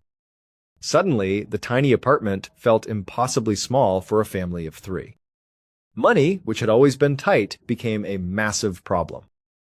They just didn't have enough to get by. Timothy desperately tried to find extra work, but he ran into the same old problems. His illiteracy and his recurring foot issue held him back. Before long, Timothy and Beryl were forced to start taking out high-interest loans. They were the kind of loans they knew they could never possibly pay back. They were trapping themselves in a cycle of debt, and the money they borrowed was only enough to keep them in their awful, cramped apartment. It wasn't enough to improve their situation, only to maintain their misery. The weight of the debt, combined with the stress of being new parents in such a tiny space, started to wear down their marriage. It began with constant arguing about money or some other hardship. But soon, it escalated. The arguments turned into full-blown physical fights. They would get so loud that people walking on the busy street 3 floors below could hear them screaming and yelling at each other. Sometimes people would literally stop on the sidewalk and just look up at their window, wondering what was happening up there. As Timothy's world felt like it was crumbling around him, he fell back on his old coping mechanism of lying. He would tell anyone who would listen that he, his wife, and his daughter were doing great, that everything was just fine. But of course, behind closed doors, it was the complete opposite. Lying wasn't enough to dull the pain anymore, so Timothy started drinking heavily. But the alcohol only made everything worse. It gave Beryl another reason to be angry with him, it made him more depressed, and it ate away at the little money they had. Timothy was spiraling, and he felt completely alone. And that's when he found comfort from a very unlikely source, his downstairs neighbor, a man named John Christie. John Christie was the last person you'd expect to become friends with Timothy Evans. He was nearly double Timothy's age, he was incredibly intelligent, and he was a respected member of the community. That respect came from his past. He had served on the front lines during World War I and had nearly died in a mustard gas attack. After the war, he returned to London and became a police constable for several years. After retiring from the police force, he took a quiet job as a post office clerk. But despite all their differences, John and Timothy had one thing in common. They both had experience with marital problems. John and his wife Ethel had gotten married way back in 1920, 4 years before Timothy was even born. Early in their marriage, they had separated and lived apart for many years. But in 1934, they reconciled and moved into the ground floor apartment of the building where Timothy and Beryl would eventually live. So, years later, when John was sitting in his apartment, he could hear the loud, violent fights coming from the 3rd floor. Everyone in the neighborhood could. And John, remembering his own past struggles with his wife, decided he should reach out to the young man upstairs. He thought maybe he could offer some advice, or at the very least, just be a friend. One day, John struck up a conversation with Timothy. Timothy was lonely and had no friends, so he was happy to have someone to talk to. They quickly formed a friendship, but it wasn't a friendship of equals. It was more like a father-son relationship, or a mentor and his student. Timothy, who had never had a father, really looked up to John. And John seemed to look at Timothy with empathy. He could see that Timothy was a young man who wasn't very bright and was completely in over his head with debt, marriage, and a new baby. John tried to guide him and offer him advice on how to navigate this difficult period in his life. This new friendship could have been a very positive thing for Timothy. It might have helped his mental state and maybe even his marriage. But not long after they became friends, Timothy found out that Beryl was pregnant with their second child. This was devastating news. Timothy knew they absolutely could not afford another child. They could barely afford Geraldine. In the United Kingdom at that time, abortions were illegal, so there was no safe or legal way to terminate the pregnancy. Terrified and desperate, Timothy went straight to John for guidance. John would later testify at Timothy's trial about this conversation. He said he did his best to comfort Timothy, telling him everything would be okay, that he'd find more work, that they could take out another loan. But, according to John, his words had no effect. Timothy was beyond consoling. He was desperate and seemed unhinged. John said he started to worry that Timothy might do something drastic to make his problems disappear. And as it turned out, John was right. A few weeks later, on the 30th of November 1949, a disheveled and frantic Timothy Evans walked into a police station in his old hometown in Wales. He walked up to the desk and confessed that he had killed his wife. He told the officers that he had given Beryl a special liquid, a poison that was supposed to abort the fetus. But he said the mixture was too strong and it had killed Beryl by accident. Panicking, Timothy said he took her body and dumped it down a sewer drain right outside their apartment building in London. After that, he arranged for his daughter, Geraldine, to stay with some people he knew, and then he fled to Wales. But once he got there, he said his guilty conscience was too much to bear, and he had to turn himself in. The police in Wales immediately arrested Timothy and transported him back to London. Once he was secured in a London jail cell, detectives went to Timothy's apartment building. They found the manhole cover for the sewer right where Timothy said it would be. But right away, they noticed a problem. They couldn't get the lid off. It was incredibly heavy. One man could barely budge it. It took 3 strong police officers all working together to finally lift the heavy iron lid off the sewer. They peered down into the darkness, but there was no body. There was nothing down there at all. The detectives went back to the jail and confronted Timothy with this fact. They told him his wife wasn't in the sewer.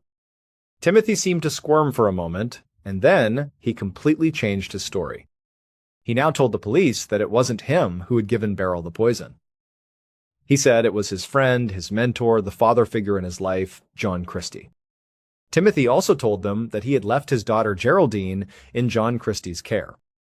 The police were skeptical of Timothy, but the mention of a missing child made them take his new story seriously. They rushed back to the apartment building and knocked on John Christie's door. John opened the door, with his wife Ethel standing beside him.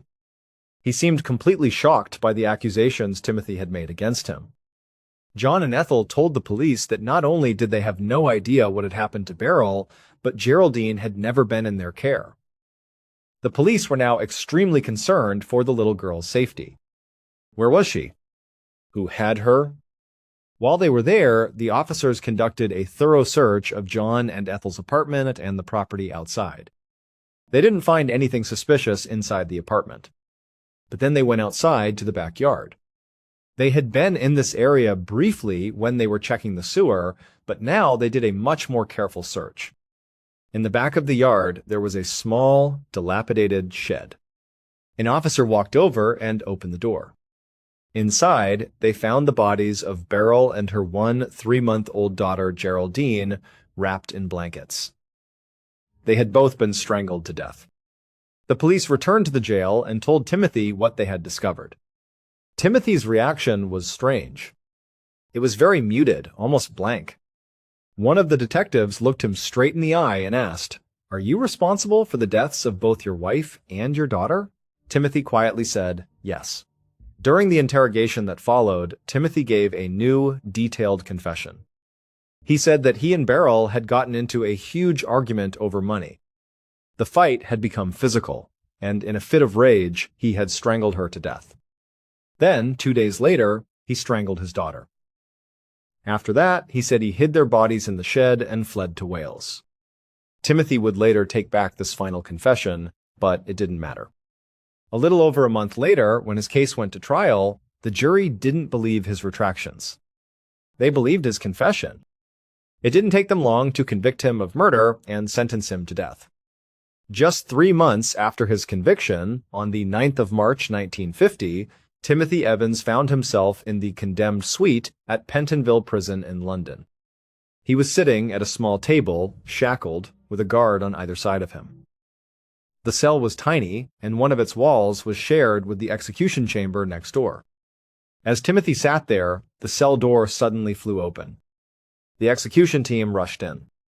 They grabbed Timothy and pulled him to his feet before he had a chance to resist. They pushed him towards a door in that shared wall, the door that led to the execution chamber. When they opened it, Timothy only had a couple of seconds to see what was inside. It was a pale green, square room. A noose dangled from the ceiling directly above a trapdoor in the floor. Off to the side of the room was a large lever. The executioner would pull that lever to open the trapdoor and send the condemned prisoner falling into the pit below. Timothy's heart would have been pounding in his chest. Before he could process it all, he was standing on that trapdoor. The noose was placed over his head and tightened around his neck. A hood was pulled down over his face. The guards all stepped back to the walls. And then, before Timothy could say or do anything, the lever was pulled. He dropped 12 feet down into a brick-lined pit, where he would hang until he died. This gruesome end should have been the final chapter of a very tragic story. But it wasn't. Not even close. 3 years after Timothy's execution, a man named Beresford Brown moved into the same ground-floor apartment that John and Ethel Christie had once lived in. John had moved out just a few days earlier.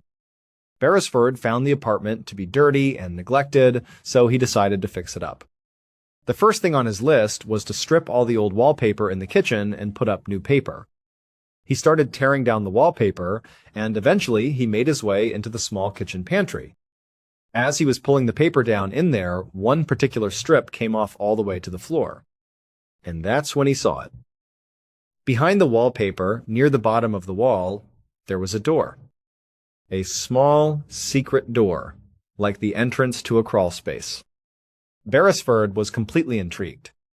Why would there be a hidden door in the pantry? He ripped off the rest of the wallpaper covering it, found the handle, and pried it open. What he saw inside that dark, little room would haunt him for the rest of his life. Let's go back 3 years and 4 months, to when Timothy Evans first learned that his wife Beryl was pregnant with their second child. He did go to his friend John Christie for guidance, but that's where the real story departs from what the police and jury believed. When Timothy, in his desperation, told John about the pregnancy, John, who had some medical training from his time in the military, offered a solution. He told Timothy, "I can perform an abortion on Beryl for you." For Timothy, this seemed like a miracle. He was so relieved. He thought all his problems were about to be solved. He rushed upstairs to his apartment and told Beryl the news that John could perform the procedure for them. Beryl agreed. We don't know the exact sequence of events, but the most likely theory is that sometime in November of 1949, Beryl took baby Geraldine and went down to John's apartment on the first floor. When she got there, only John was home. His wife Ethel was out for the day. Timothy was not there for the procedure, but he knew it was happening. Beryl and Geraldine went inside. John likely found a safe place to put Geraldine down in another room. Then, he led Beryl to a chair, a sort of makeshift medical chair he had set up. He told her to sit down. John then brought out a strange device. It looked like a glass jar filled with a clear liquid. 2 thin black hollow tubes came out of the top of the jar and connected to a mouthpiece. John handed the mouthpiece to Beryl and told her to put it over her mouth and breathe in. He explained that it contained a special gas he had made that would numb the pain during the procedure. Beryl, trusting him, did as she was told. She placed the mask over her mouth and nose and started to take deep breaths. As she was breathing, John took a chemical and began to slowly pour it into the glass jar. A thick, white gas started to form inside the jar, above the liquid. The gas was trapped, and as Beryl breathed, she was sucking that gas directly into her lungs. But she didn't feel numb. Instead, she quickly lost consciousness. This was John's plan all along. The device wasn't meant to numb pain, it was designed to knock people out. John Christie had no intention of performing an abortion. He was a serial killer. With Beryl unconscious, John did the same thing he had already done to 2 other women whose bodies were buried in his backyard. He began to assault her. At some point during the attack, Beryl regained consciousness and started to fight back. But John was stronger. He overpowered her and strangled her to death.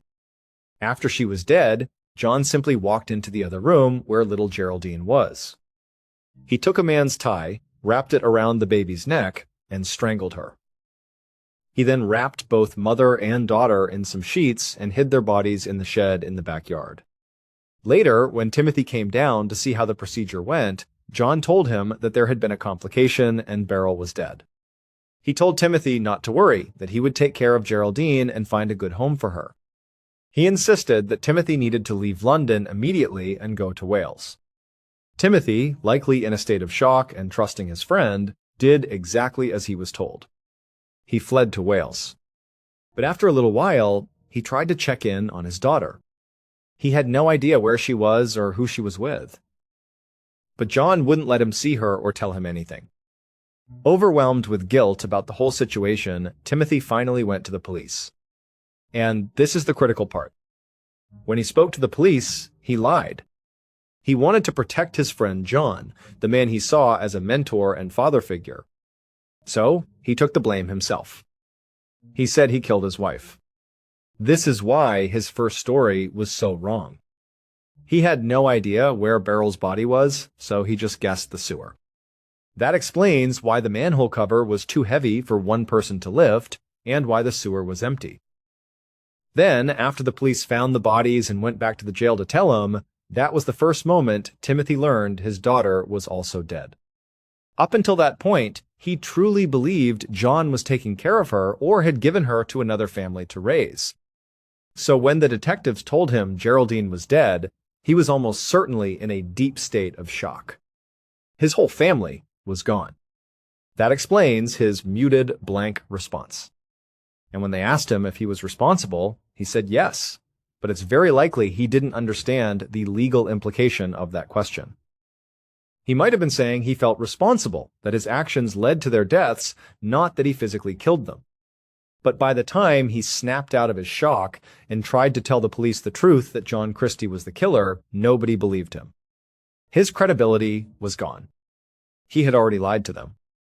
And when the police looked into his background, they learned he was a known compulsive liar. Making everything worse was the fact that Timothy had a clear and obvious motive. He was in crippling debt, and his relationship with his wife was violent and toxic, with plenty of witnesses to their fights. During Timothy's trial, he and his lawyers did everything they could to point the finger at John Christie. But it was useless. John Christie took the witness stand and was the perfect witness for the prosecution. He was a war hero, a former police officer, well-spoken, intelligent, and respected. The jury believed every word he said. In contrast, Timothy was the opposite. He was illiterate, unintelligent, and a proven liar. In the end, it was the testimony of the real killer, John Christie, that sent the innocent man, Timothy Evans, to his death. The police also completely botched the investigation from the very beginning. They went into it absolutely convinced that Timothy was guilty. To them, it was an open and shut case. Because they were so focused on proving Timothy's guilt, they were blind to the obvious evidence all around them.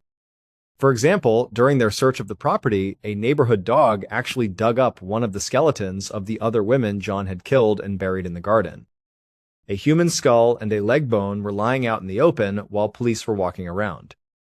John was able to quickly grab the skull and throw it into a neighboring burned-out building, but the leg bone was left leaning against the backyard fence in plain sight. Nobody noticed it. The police are also believed to have coerced Timothy into signing his final confession. There's even speculation that they forged his signature on the document. So, Timothy Evans was executed, and the real killer, John Christie, was free to keep killing.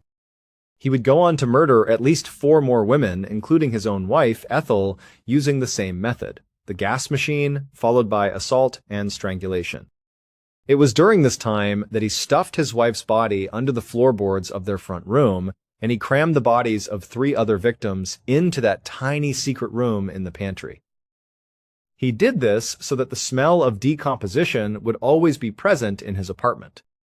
After Beresford Brown found those 3 bodies in the pantry and called the police, a massive manhunt for John Christie began. 10 days later, on the 31st of March, 1953, he was found and arrested. He eventually confessed to killing all 8 victims. The police only had enough evidence to charge him with the murder of his wife Ethel, but that was enough. He was found guilty, and he received a death sentence. On July 15th of that year, John Christie was sitting in the very same condemned suite at Pentonville Prison where Timothy Evans had sat 3.5 years earlier. The door opened, and the same execution team that had executed Timothy came in. They grabbed John, hoisted him up, and moved him towards the execution chamber. They rushed him onto the trap door, put the noose around his neck, and pulled the hood over his head. Just as the executioner was about to pull the lever, John suddenly said, "My nose itches." The executioner simply replied, "It won't bother you for long," and pulled the switch. The case of Timothy Evans and John Christie caused a massive public outcry. The fact that an obviously innocent man had been executed by the state was a profound injustice that shook the nation. This case was a major factor that led the United Kingdom to suspend the death penalty in 1965 and then to abolish it completely in 1969. And in 1966, between those two dates, Timothy Evans received a posthumous royal pardon for the murder of his family. His name was officially cleared, and he was declared an innocent man. Thank you so much for watching. Timothy Evans was poor, uneducated, frightened, and deeply flawed. But being flawed doesn't make someone guilty. And in one of the greatest miscarriages of justice in British history, that distinction came far too late. If you enjoyed today's episode, there's a full playlist of true crime stories waiting for you right now. Until next time, take care. See ya. In 2018, a 21-year-old man named Derek was just starting his career as a police officer. He was young, full of energy, and ready to take on the world. But his personal life had just taken a major hit. His longtime girlfriend, the woman he had actually moved to Colorado for to be closer to, had just broken up with him. The breakup came out of nowhere, and it completely blindsided him. One day they were planning their future, the next she was telling him it was over. And so Derek was devastated. He spent the next few weeks in a deep funk. He'd go to work, come home, and just sit on his couch, replaying everything in his head. He was just going through the motions, feeling totally alone in a new state where he barely knew anyone besides his ex. One evening, one of his close friends came over to check on him. He saw Derek just moping around and said, "Hey man, look, I know you're hurting, but you can't just waste away like this. You need to get back out there." Derek just shook his head, not really interested. But his friend kept pushing. He said, "Why don't you make a profile on Tinder? It's an online dating app. Just put yourself out there again. You have no idea who you might meet. Clearly, your ex wasn't the one for you, so it's time to see who is." Derek was hesitant. He'd never done online dating before. He'd met his ex-girlfriend in a bar, and every other girl he dated he'd met in person through friends or at school. The idea of swiping on pictures of strangers felt weird and impersonal to him. It just wasn't on his radar at all. But as he sat there in his empty apartment, the loneliness was getting to be too much. His friend was right. He had to do something. He figured, you know what? I have absolutely nothing to lose. And so, with his friend's help, he downloaded the app and made himself a Tinder profile. He didn't expect much to come of it, but to his surprise, Derek quickly matched with a woman named Leah. When he saw her profile, he thought she was way out of his league. She was beautiful, had a great smile, and seemed really fun and adventurous in her pictures. He was almost intimidated, but he figured he'd send a message anyway. They started chatting, and right away they just clicked. The conversation flowed easily. They texted back and forth for a couple of weeks, talking about everything and nothing. They eventually moved on to phone calls, and they got along great. They had the same sense of humor and similar interests. Derek started to feel excited about something for the first time since the breakup. After a few weeks of constant communication, they both knew they wanted to meet in person. But there was a bit of a logistical problem. Leah lived well over an hour away from Derek's place. There wasn't a natural, halfway meeting spot that made sense for a first date. They were going back and forth, throwing out ideas for restaurants or coffee shops, but nothing seemed quite right. Finally, Leah just said, "Hey, I have an idea. Why don't you just come to my town? There's this great park that I go running in all the time. It has this awesome, huge field that's on a slope. You can lay on it and look up through the trees and see all the stars. It's really beautiful. She suggested that for their first date, they could go stargazing together. Derek thought that sounded perfect. It was romantic, unique, and took all the pressure off. So the date night finally came, and Derek was genuinely excited. He was also really nervous. Even though they'd talked on the phone for hours and felt like they knew each other, this would be the first time they'd ever see each other in person. The plan was for him to drive out to her town and pick her up directly from her work. She told him she worked at a hair salon. From there, they would make their way over to the park she had described. Derek got in his car and made the hour-long drive, his stomach filled with a mix of nerves and anticipation. He pulled up to the hair salon right as Leah was walking outside. She spotted his car, and her face lit up with a huge smile. She was waving enthusiastically as she ran over and hopped in the passenger seat. They gave each other a quick, slightly awkward hug and a kiss on the cheek. It was a strange feeling. It was like they knew each other so well, but they also didn't know each other at all. Their entire relationship had been built through texts and phone calls, so they had this history, but it wasn't a physical one. But any awkwardness melted away pretty quickly. Derek was really happy to finally meet her, and it seemed like Leah was just as happy to meet him. From the hair salon, it was a pretty short drive to the access road that was supposed to take them into the park. Leah was giving him directions, and she told him to make a turn onto this side road. As he turned, Derek felt a little uneasy. It didn't look like a very well-marked trail, or even a marked entrance to a park. It looked more like a random, unpaved access road that he normally wouldn't even think about driving down. He wouldn't have associated this path with the big, popular public park she had described.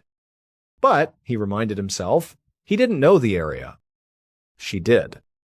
So he trusted her and continued down the road. Pretty quickly, the road went from pavement to dirt.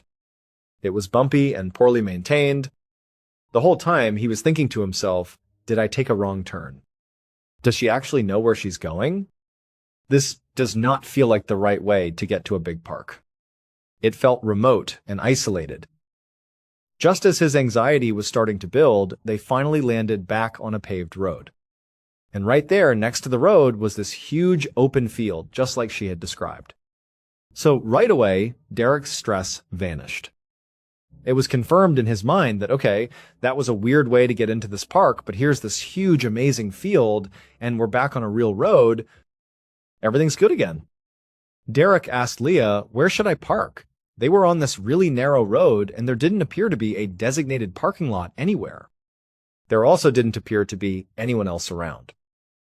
It was this huge, open, beautiful space, but it didn't look well populated or like it was a popular spot. It was strangely empty. But she just pointed up the road and said, just go right up there. There's a small lot you can pull into. So Derek started driving slowly up the road. He could see, maybe 300 feet ahead of him, the dim headlights of another car making its way down the road coming towards him. It was dark enough now that he couldn't really make out what kind of vehicle it was. He didn't know if it was going to be a big truck or something that would need a lot of space. So, being cautious, he just pulled his car over as far to the right side of the road as he could to allow this other vehicle plenty of room to pass. Even though there was a fair amount of distance they would need to cover before they actually passed him, he figured it was better to just give them the right of way. As the other vehicle got closer, he could see that it was actually a big van. It was moving pretty slowly, and he was just kind of waiting for it to go by him. He wasn't thinking anything of it. He just assumed it was another person enjoying the park, maybe leaving for the night. But then, something strange happened. Instead of passing him, the van, at the last second, turned its wheel and pulled right in front of Derek's car, stopping almost bumper to bumper. It didn't crash into him, but it completely blocked his path. Now, Derek is a cop. He's a brand new cop, and he's super gung-ho. He really believes in his training and his instincts. And as soon as this van stopped in front of him, blocking him in, red flags started going up all over the place in his mind. He knew something was wrong with this situation, Instinctively, he turned to Leah and said in a firm voice, "Leah, stay here." He reached into the center console, grabbed the powerful flashlight he always kept there, and he jumped out of his car. He didn't hesitate. He went right to the driver's side door of the van to confront this guy. When he got up to the driver's side window, he saw a really big guy behind the wheel. The man looked pretty startled to see Derek come charging up to his vehicle, flashlight in hand. Derek shone the light on him and said, "What are you doing, man? What are you blocking me in for?" The guy in the van put his hands up and said, "Oh, hey, sorry. I'm the caretaker here for this whole property. We've had a big issue with poachers in the area recently, and I was concerned you guys might be poachers." "It doesn't look like you're poachers, though." Derek relaxed a little bit. The explanation seemed plausible. He said, "No, we're not poachers. We're just here to go stargazing." "I'm on a first date." The caretaker's face softened, and he smiled. "Oh man, I am so sorry," he said. "Please, get back in your car. Go and enjoy your night." "My apologies." And with that, the man backed up his van, did a three-point turn on the narrow road, and drove right back up the way he came from, disappearing over the top of the hill. Derek stood in front of his car for a couple of minutes, just watching, making sure the van was really gone. Once he was satisfied, he turned around and got back in his car. He was still a little keyed up from the encounter, but he tried to make a joke of it to Leah. He turned to her and said, "Yeah, he thought we were poachers. I guess you look like a poacher to him, and that's why he stopped us." He smiled, expecting her to laugh, or at least react. But when he looked over at Leah, she wasn't paying attention to him at all. She was just furiously typing away on her phone, her thumbs moving a mile a minute. Derek thought that was a little bit odd. You'd think she would be more interested in the strange thing that had just happened. Some weird guy in a van just blocked them in on a dark road, and he had to get out and confront him. You'd think she'd be interested on some level. Maybe she'd want to know what he said to the guy, or what the guy said to him. But she didn't seem to care at all. She was just really invested in whoever she was messaging on her phone. Derek just shrugged it off, thinking, whatever. He threw the car back in drive and continued up the road the way they were going before they were stopped. A little ways further up, Derek saw the small dirt lot that Leah had mentioned. It was butted up right against the huge field they were going to be hanging out on for the night. He pulled into the lot, backed his car into a space, and he and Leah got out. They grabbed a blanket from the trunk, along with some food and a bottle of wine they'd brought. They spread the blanket out on the grass, right next to the car on the hill, and they sat down. Very quickly, the weirdness of the van encounter faded away. They started swapping stories, they were laughing, they were stargazing, and they were drinking some wine. Everything was really great. It felt like the perfect first date. After about an hour, it was totally dark outside. The stars were brilliant. Derek was laying on the blanket on the hill, facing back towards his car and the road they had been on. He happened to glance up to his left, towards the top of the hill. It was the same area where the van had come from originally, and where it had gone back to after their strange conversation. Derek was looking out there, and he saw headlights. It was the van. And this time, the van wasn't driving down the road leisurely like it was before. It was flying down the hill, moving fast. Before Derek or Leah had a chance to react to this van barreling down on them, it came flying into the small parking lot. It didn't stop until it practically hit his car, coming to a screeching halt in a way that completely boxed his car in. Even if he got in his car, he couldn't drive away. Derek jumped up. Leah jumped up too. The driver's side door of the van flew open, and the guy, the so-called nice caretaker he had talked to before, hopped out. He walked around the front of the van, and this time he had a heavy metal pipe in his hand. He looked right at Derek and said, "Give me your keys and your wallet." Again, Derek is this brand new 21-year-old cop. He's not about to let some guy just push him around and rob him. So, at first, he didn't do anything. He was processing the situation, trying to figure out his next move. He just stood there and looked at this guy, showing him that he wasn't just going to fall over because he told him to. But then, Derek was given a huge, shocking curveball. Leah, his date, the woman he'd been having a great time with for the past 2 hours, stood up, ran over to the man with the pipe, and stood right next to him. She turned around, looked straight at Derek, and said, "Come on, give us your keys and your wallet." Derek just stared, his mind reeling. He thought, great, I'm getting set up by my Tinder date. This girl, who I thought I had a real connection with, he was in total shock. He just stood there, doing nothing. Not because he was trying to be tough anymore, but because he was paralyzed by the betrayal. He felt so stupid. How could this have happened?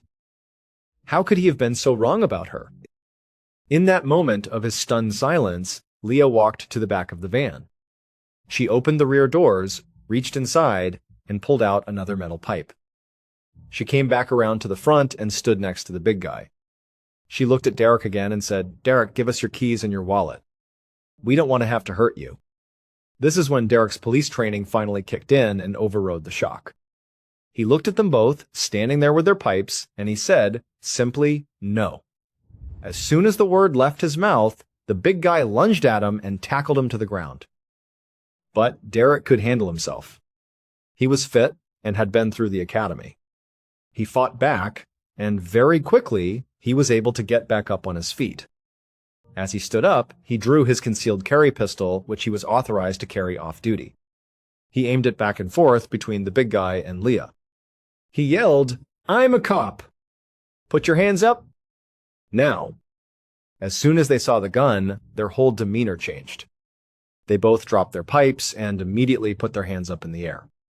So, as he's holding them both at gunpoint, he's looking over at Leah, his mind just screaming, "Really?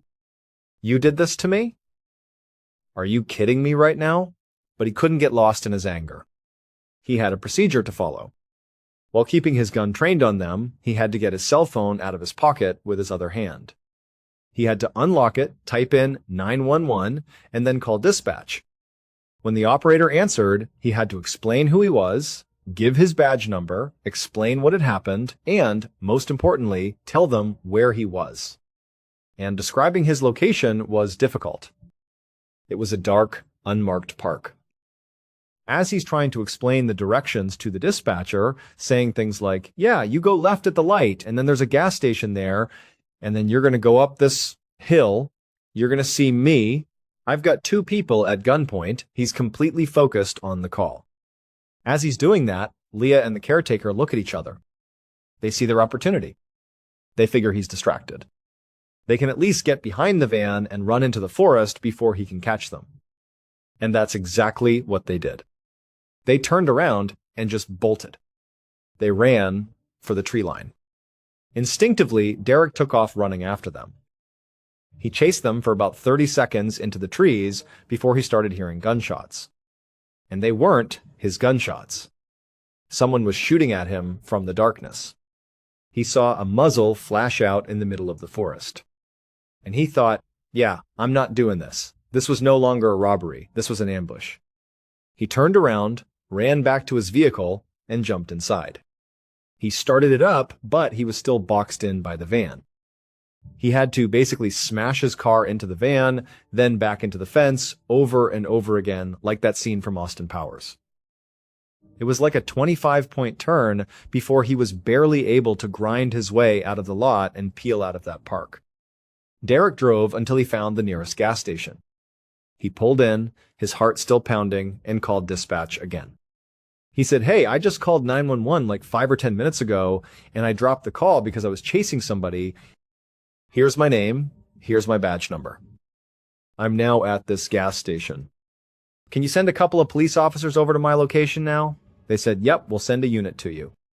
A few minutes later, a police cruiser showed up with 2 officers inside that Derek recognized. They were senior to him. They got out, and he explained again, from the beginning, what had happened. They kind of gave him a hard time, joking with him for getting catfished on his very first online date. But at the same time, they knew this could have gone really, really badly. So they decided they were going to load up in the police cruiser together, all 3 of them, and drive back up to the park to see if the van was still there.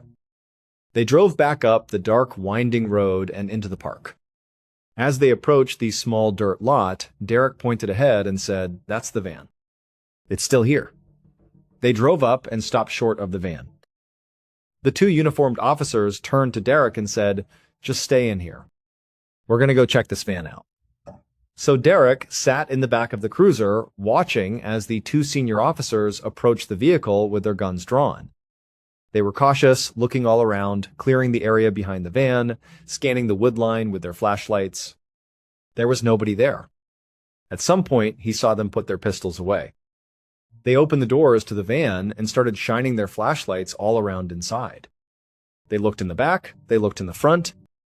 After a few minutes, they closed the doors and walked back to the cruiser. As soon as they got back in the car, Derek could tell there was just something off about how they were acting. When they were down at the gas station, they were kind of joking around with him, giving him a hard time. But now, whatever they had seen in that van, it was definitely not something they were going to joke about. The mood was heavy and serious. One of them turned to him and said, "The back of the van, it was just filled with knives and saws. There were pistols and rifles, lighter fluid, chains, handcuffs, duct tape. It was awful." He paused and then added, "And it looks like there might even be blood on the ground back there." The two officers immediately called in additional backup. Before long, that little dirt lot was a full-fledged crime scene. The forensics unit arrived, other police officers showed up, and they set up big spotlights. They went out looking in the woods for the man and the woman, but they never found them. They were gone. During the investigation, Derek told the other officers, "Hey, she told me she works at this hair salon right down the road. I picked her up there." So a couple of investigators went over to the hair salon. They talked to the owner and the employees there. They showed them a picture of Leah. But everyone at the salon said the same thing. "We've never heard of a Leah. We've never seen this woman before in our lives." They came back and they told Derek, "Look, she's a con artist. This whole thing, your whole relationship with her, has been her setting you up in some way, shape, or form. The entire thing." That's all it ever was. For Derek, that was crushing. He swore off Tinder immediately. He never wanted to do any more online dating. But what really haunts him, more than just being taken advantage of and betrayed, is the question of what would have happened if he wasn't a cop. What would have happened if he wasn't concealed carrying that night? Would he have wound up in the back of that van? In the summer of 2019, a grandmother named Barbara was looking after her grandkids for the weekend. Her daughter and her son-in-law were out of town, and Barbara was happy to step in. Her daughter had 3 kids. 2 of them were under the age of 6, and one was a 15-year-old girl named Alyssa. Anytime Barbara was looking after her grandkids for more than just a single day, especially if it was overnight, she would just stay at their house. It was easier that way, so she didn't disrupt their lives and their routines more than she needed to. Their house was a modest, single-story home in a nice, quiet suburb of Dallas, Texas. It was the kind of neighborhood where the crime rate is basically 0 and everybody knows each other. People left their doors unlocked and kids played in the street until the sun went down. It was a safe place. This particular night that she was over there looking after them was like any other. She got the 2 little ones settled, read them stories, and put them to bed first. Then she and Alyssa stayed up a little bit later in the kitchen, chatting. They talked about school, about Alyssa's friends, just the normal stuff. Eventually, they both got tired and decided to head to bed. Because their house was a single-story home, all the bedrooms were on the only floor. Barbara's guest room and Alyssa's room were right next to each other, and both of their windows looked out onto the side of the property. As soon as Barbara got into her room, she did something she always did. She opened up the window that was right next to her bed. Ever since she was a little kid, she had always slept with the window open. Even though her daughter's house had modern air conditioning, she just preferred the fresh air. So, with the window open and the screen in place, Barbara crawled into bed and quickly fell asleep. At about 3 o'clock in the morning, Barbara woke up. She was pulled from her sleep by the sound of rustling coming from right outside her window. She lay there for a moment, listening. It sounded an awful lot like it was probably just a dog or a cat, or maybe a raccoon rummaging around. It was a common sound in the suburbs, and it did not seem like a big deal to her. She was just about to roll over and go back to sleep but then she heard it again. And this time, it sounded much more like footsteps. They sounded heavy enough that it probably couldn't be a dog or a cat. Now she was a little more alert. She rolled over onto her elbows and carefully pulled the curtain aside just enough to peek out through the window screen. The moon was out that night, so there was pretty good illumination.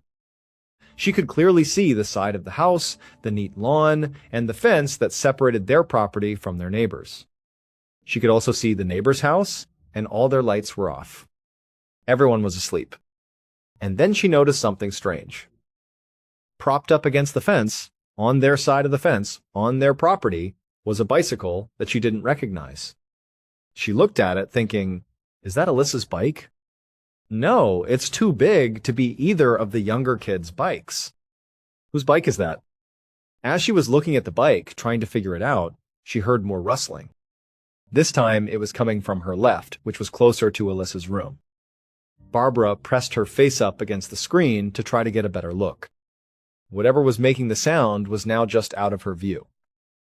As she's got her face pressed up against the screen, straining to see, she sees a boy emerge from the bushes right underneath Alyssa's window. He was wearing one of those classic high school Letterman jackets, the kind you see football players wear in the movies.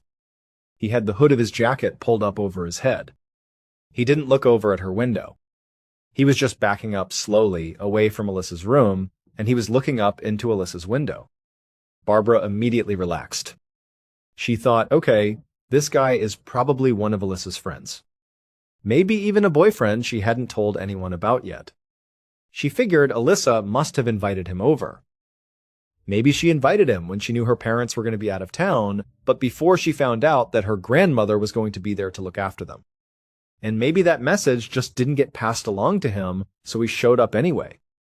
All these perfectly reasonable scenarios were going through Barbara's head.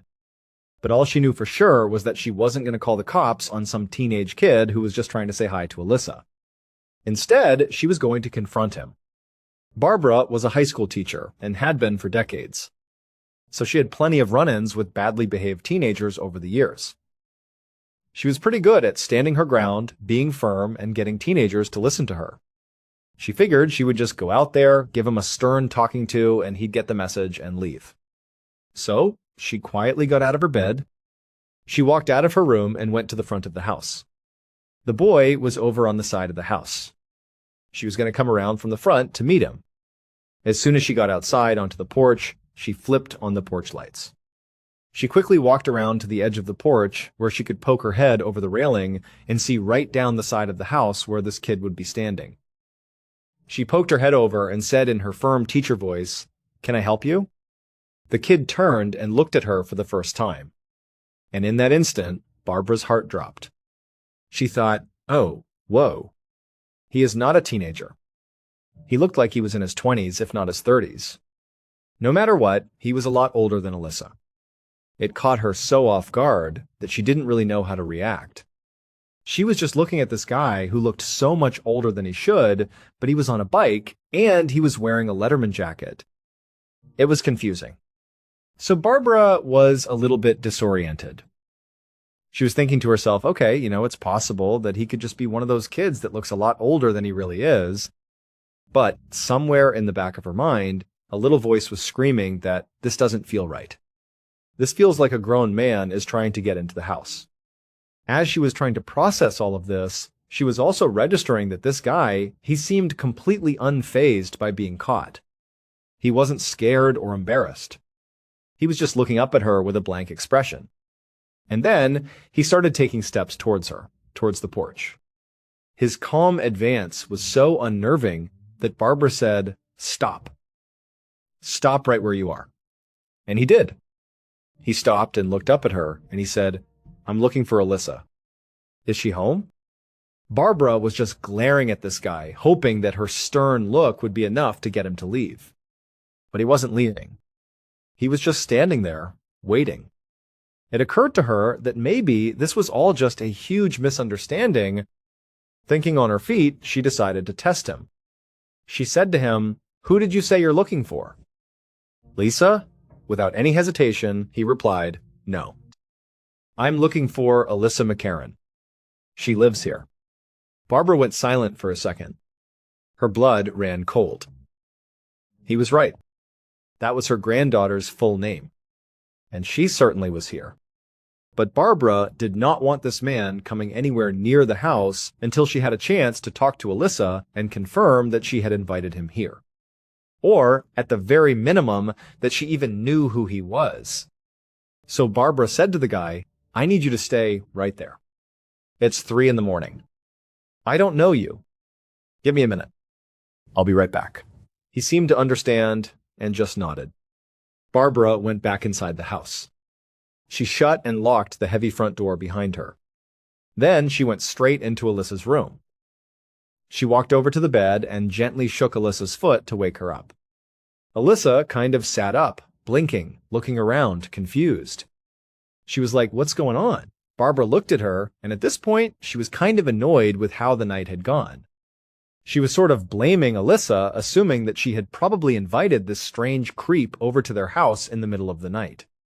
She said to Alyssa, "Did you invite a boy here tonight?" Alyssa, still half asleep, was like, "No." "What are you talking about?" Barbara narrowed her eyes. She said, "Well, there's a boy outside that clearly knows you. He asked for you by your full name, and he knows you live here. And he's outside right now. Can you please go out there and tell him that coming over unannounced at 3 in the morning is not very polite and he shouldn't do it again?" Alyssa was totally confused. She was looking at her grandmother like she was crazy. "What are you talking about?" she asked again. So she leaned back in her bed, opened the curtain of her window, and she looked outside. Immediately, she pulled her head back in, her eyes wide with fear. She whispered, "Grandma, he asked for me by name?" And Barbara said, "Yeah, he said Alyssa McCarran lives here." Alyssa looked at her grandmother, her face pale, and said, "We have to call 911. I have never seen him before in my life." Suddenly, everything made sense for Barbara. The weird feeling, the man's age, his calm demeanor. This was a stranger. This was not a friend. This was probably a grown man, and he was probably trying to break into Alyssa's room. As she was having this terrifying realization, they both heard it. Footsteps! Out on the front porch. At this, Barbara went into full protective grandmother mode. She turned to Alyssa and said, "Stay in your bed. Do not move." Barbara ran out of Alyssa's room. She went into her own bedroom, shut the window she had opened earlier, and locked it.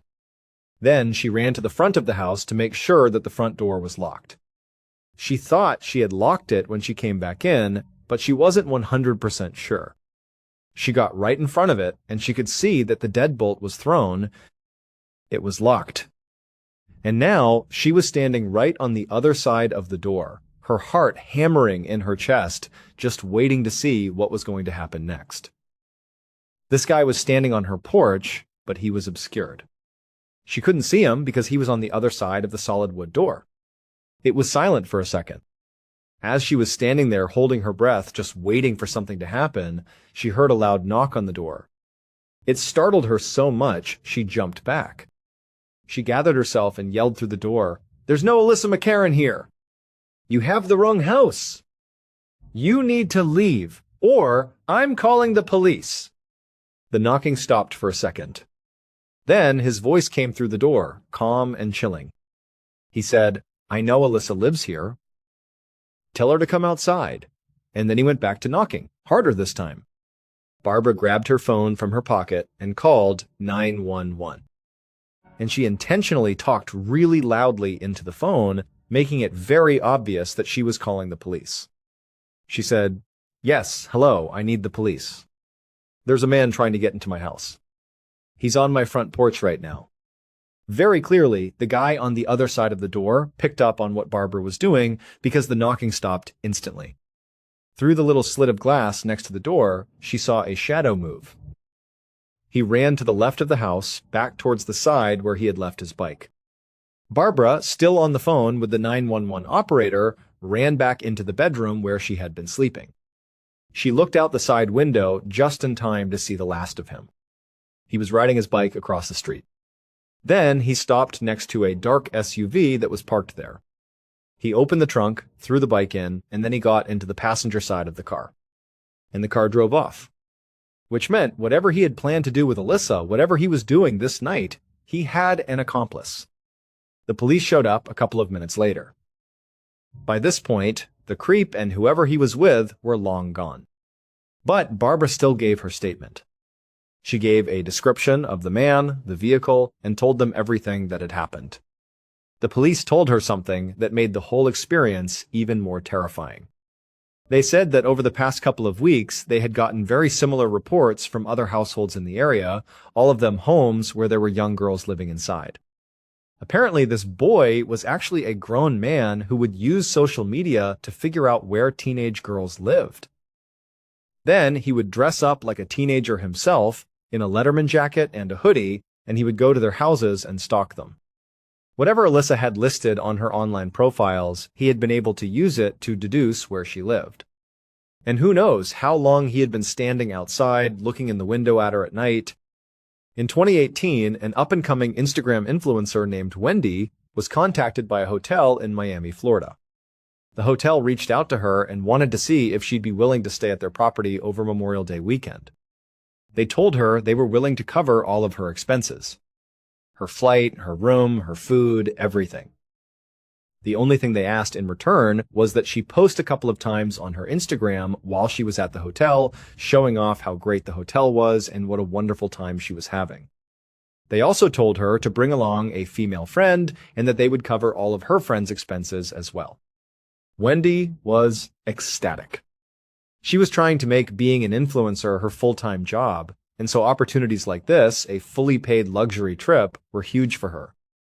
Even though she didn't know if she had any girlfriends that would be free to go with her on such short notice, she was so eager to take them up on this opportunity that she said yes immediately. She figured she would find someone. So, over the next couple of days, she reached out to her network of friends.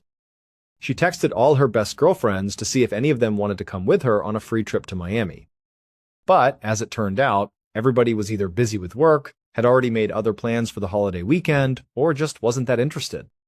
Since she did not want to cancel this incredible opportunity, she thought, well, it can't be that big of a deal if I bring along a male friend instead.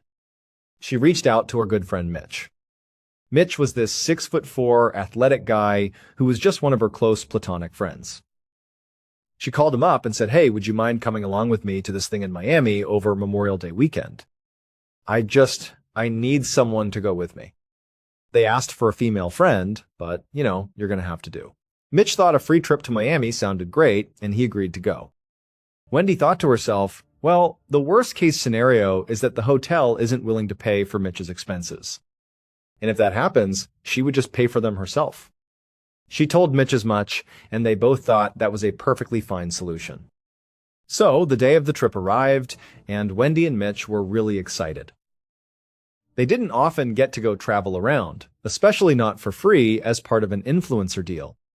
They hopped on a plane, flew first class to Miami, and when they got there, they went down to baggage claim to get their bags. After they had their luggage, they went out to the curb to wait for their ride. Right away, Wendy saw him. There was this really well-dressed guy with dark sunglasses on, and he was holding up a sign that had her last name on it, along with the logo of the hotel. She waved to him and walked over, with Mitch following right behind her. The guy looked at her and said, okay, well, where's your friend? That's when she said, oh, well, actually, I brought Mitch. None of my girlfriends could make it, so I brought Mitch along. The guy lowered his sunglasses and looked Mitch up and down. He was a big guy, and the man seemed to be sizing him up. Then he put his sunglasses back on, turned without a word, and walked towards this beautiful black luxury SUV that was parked right up against the curb. Wendy and Mitch looked at each other, a little confused by his cold reaction, but they followed him. The guy opened up the back door of the SUV, and Wendy and Mitch got in. The guy then took their luggage and put it in the back of the vehicle and shut the hatch. As soon as Wendy and Mitch sat down inside the car, the driver, who was already in the front seat, was visibly upset. He was kind of ranting and raving, speaking loudly and angrily. The front passenger window was down, so Wendy and Mitch assumed he must be yelling at someone outside of the vehicle. Maybe the guy that had just picked them up. They thought he must be communicating with him somehow. They thought he can't possibly be yelling at us. We just got here. We don't even know him. But sure enough, as they started to tune in to what he was actually saying, they realized he was yelling at them. He had a very thick accent, and he was saying, "Where is the other girl? You are not supposed to have a guy. It is two girls. Not one girl, one guy. It is two girls. Where is the other girl?" As Wendy was hearing this, she felt so uncomfortable. Not just for herself, but for Mitch too. She was the one who had asked him to come along and had assured him that it wouldn't be a big deal. She had said, "Oh, they won't mind." But, clearly they did mind. A lot. So Wendy started trying to explain to the driver. She said, "I know you asked for a female friend, but I didn't have a female friend who could come, so I brought him along. I will pay for him. I'm not asking you guys to pay for him. I'll pay for everything. His hotel, his flight, everything he touches." But the driver didn't seem that upset about who was paying for Mitch. His frustration seemed to come from a different place. He was frustrated, like they weren't going to be able to do whatever it was they had planned to do, because now Mitch was in the mix. So as Wendy and the driver were kind of going back and forth, and the driver was getting more and more frustrated and angry, the guy that had originally greeted Wendy and Mitch hopped into the front passenger seat. He and the driver then started arguing with each other in rapid-fire Portuguese. For about a minute, Wendy and Mitch are sitting in the back, looking at each other like, what is going on here? These guys are yelling at each other, and they had no idea what was being said. Then, they suddenly stopped. The driver turned around in his seat again, and one more time, he looked at Wendy and said, "Where is the other girl?" Wendy, now frustrated herself, said, "There is no other girl. It is Mitch and I. That is it."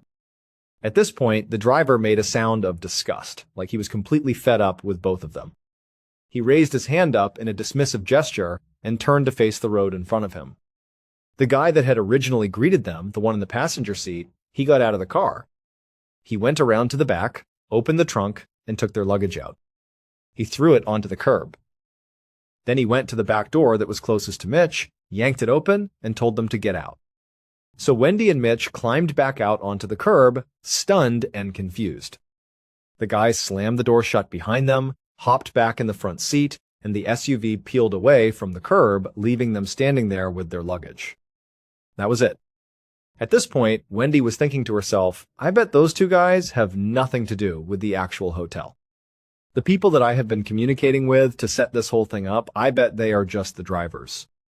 And they were just told to pick up two girls. And when we showed up with a girl and a guy, it screwed up their instructions, and they got mad. They got really mad, I guess, and then they left. So, she thought, I bet if I can just get in touch with the people at the hotel, the people I had actually spoken to, that they can clear this whole thing up. She opened up her email on her phone and sent a message to a woman named Marissa. Marissa was one of the people at the hotel that she had been going back and forth with when she was booking her plane ticket. Then, she sent another message to the hotel's Instagram account. It was a big account with over 10,000 followers, and it was the account that had actually originally reached out to her. She'd been messaging back and forth with them quite a bit. For a couple of minutes, Wendy was just watching her phone, waiting for a response. At some point, Mitch said to her, by the time we get a response to either your Instagram DM or your email, we probably could have just taken an Uber over to the hotel and spoken to them directly. So why don't we just go do that? Wendy agreed. They called an Uber and drove the short distance to the hotel. As soon as they got out of the car, Wendy noticed something that, at the time, did not seem like a big deal. The logo of the hotel, the real one, right there in front of her on the building, it was a little bit different than the logo on the Instagram page she'd been talking to. The profile picture on that Instagram account was different than the logo on the actual hotel. That stood out to her just because she'd looked at that page so many times. But it was definitely the same hotel name, the same address. So she didn't think much of it. She and Mitch walked inside and went right up to the front desk. Wendy asked to speak with a manager. Shortly thereafter, a manager came out, and she asked Wendy and Mitch to come into her office. They went inside and sat down, and she said, "Okay, guys, what's going on? What do you need?" So Wendy explained the framework of the deal she had negotiated with Marissa. She said, "Look, when I got to the airport, the guys that picked us up were incredibly rude, and they wouldn't give us a ride here. I just wanted to let you know what happened.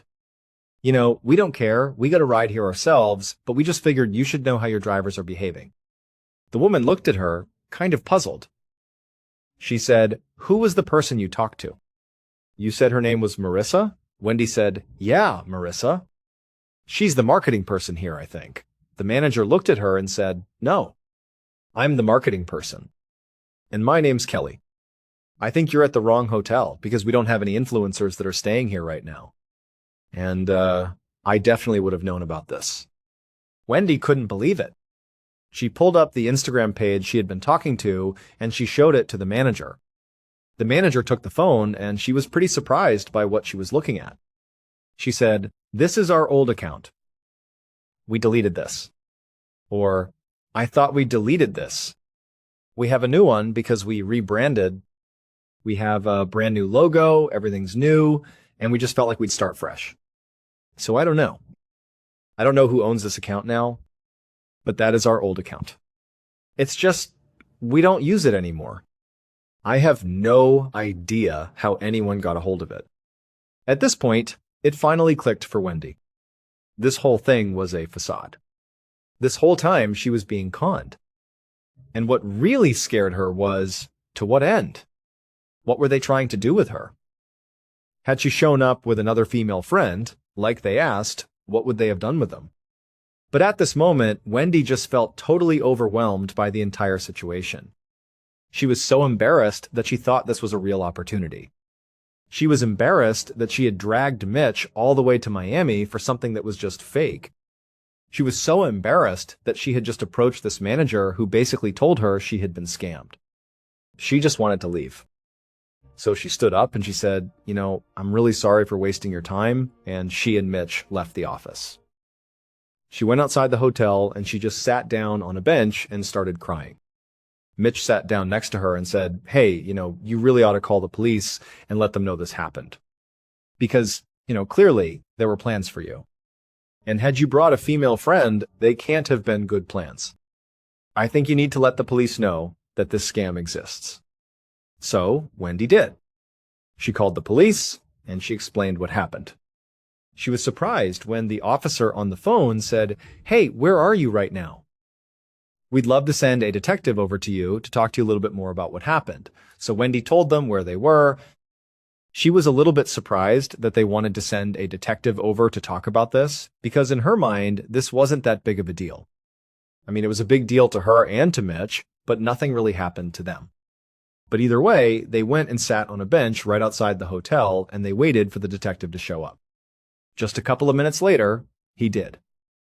He walked up, he introduced himself, and he said, "Hey, let's go inside and grab a table and we can chat." So they went inside and they sat down, and Wendy and Mitch went over their story one more time from the very beginning. After they were done, the detective leaned back and said, "Look, I don't mean to scare you, but I do want you to understand just how serious of a situation you guys were just in." He continued, "So, in Miami, human traffickers use these phony hotel Instagram accounts to attract young women like yourself to Miami in order to be trafficked. They will buy these old business Instagram accounts from companies that have either rebranded or who are going out of business. They'll pay top dollar to acquire those Instagram accounts, and then they will use them in order to get people like you to come to Miami. So probably the only reason they didn't follow through on their operation is because you brought Mitch along. A 6'4" man posed a threat to them. And so that's why they were so upset with you. And that's why they decided it wasn't worth the risk." He looked at Wendy and said, "So even though this must have been incredibly traumatic for you, you need to understand that Mitch's presence very likely saved you from something truly terrible." Thank you so much for watching. Let me know what you thought of today's episode in the comments. And remember, we have a whole playlist of true crime episodes ready for you to binge right now. Until next time. See ya.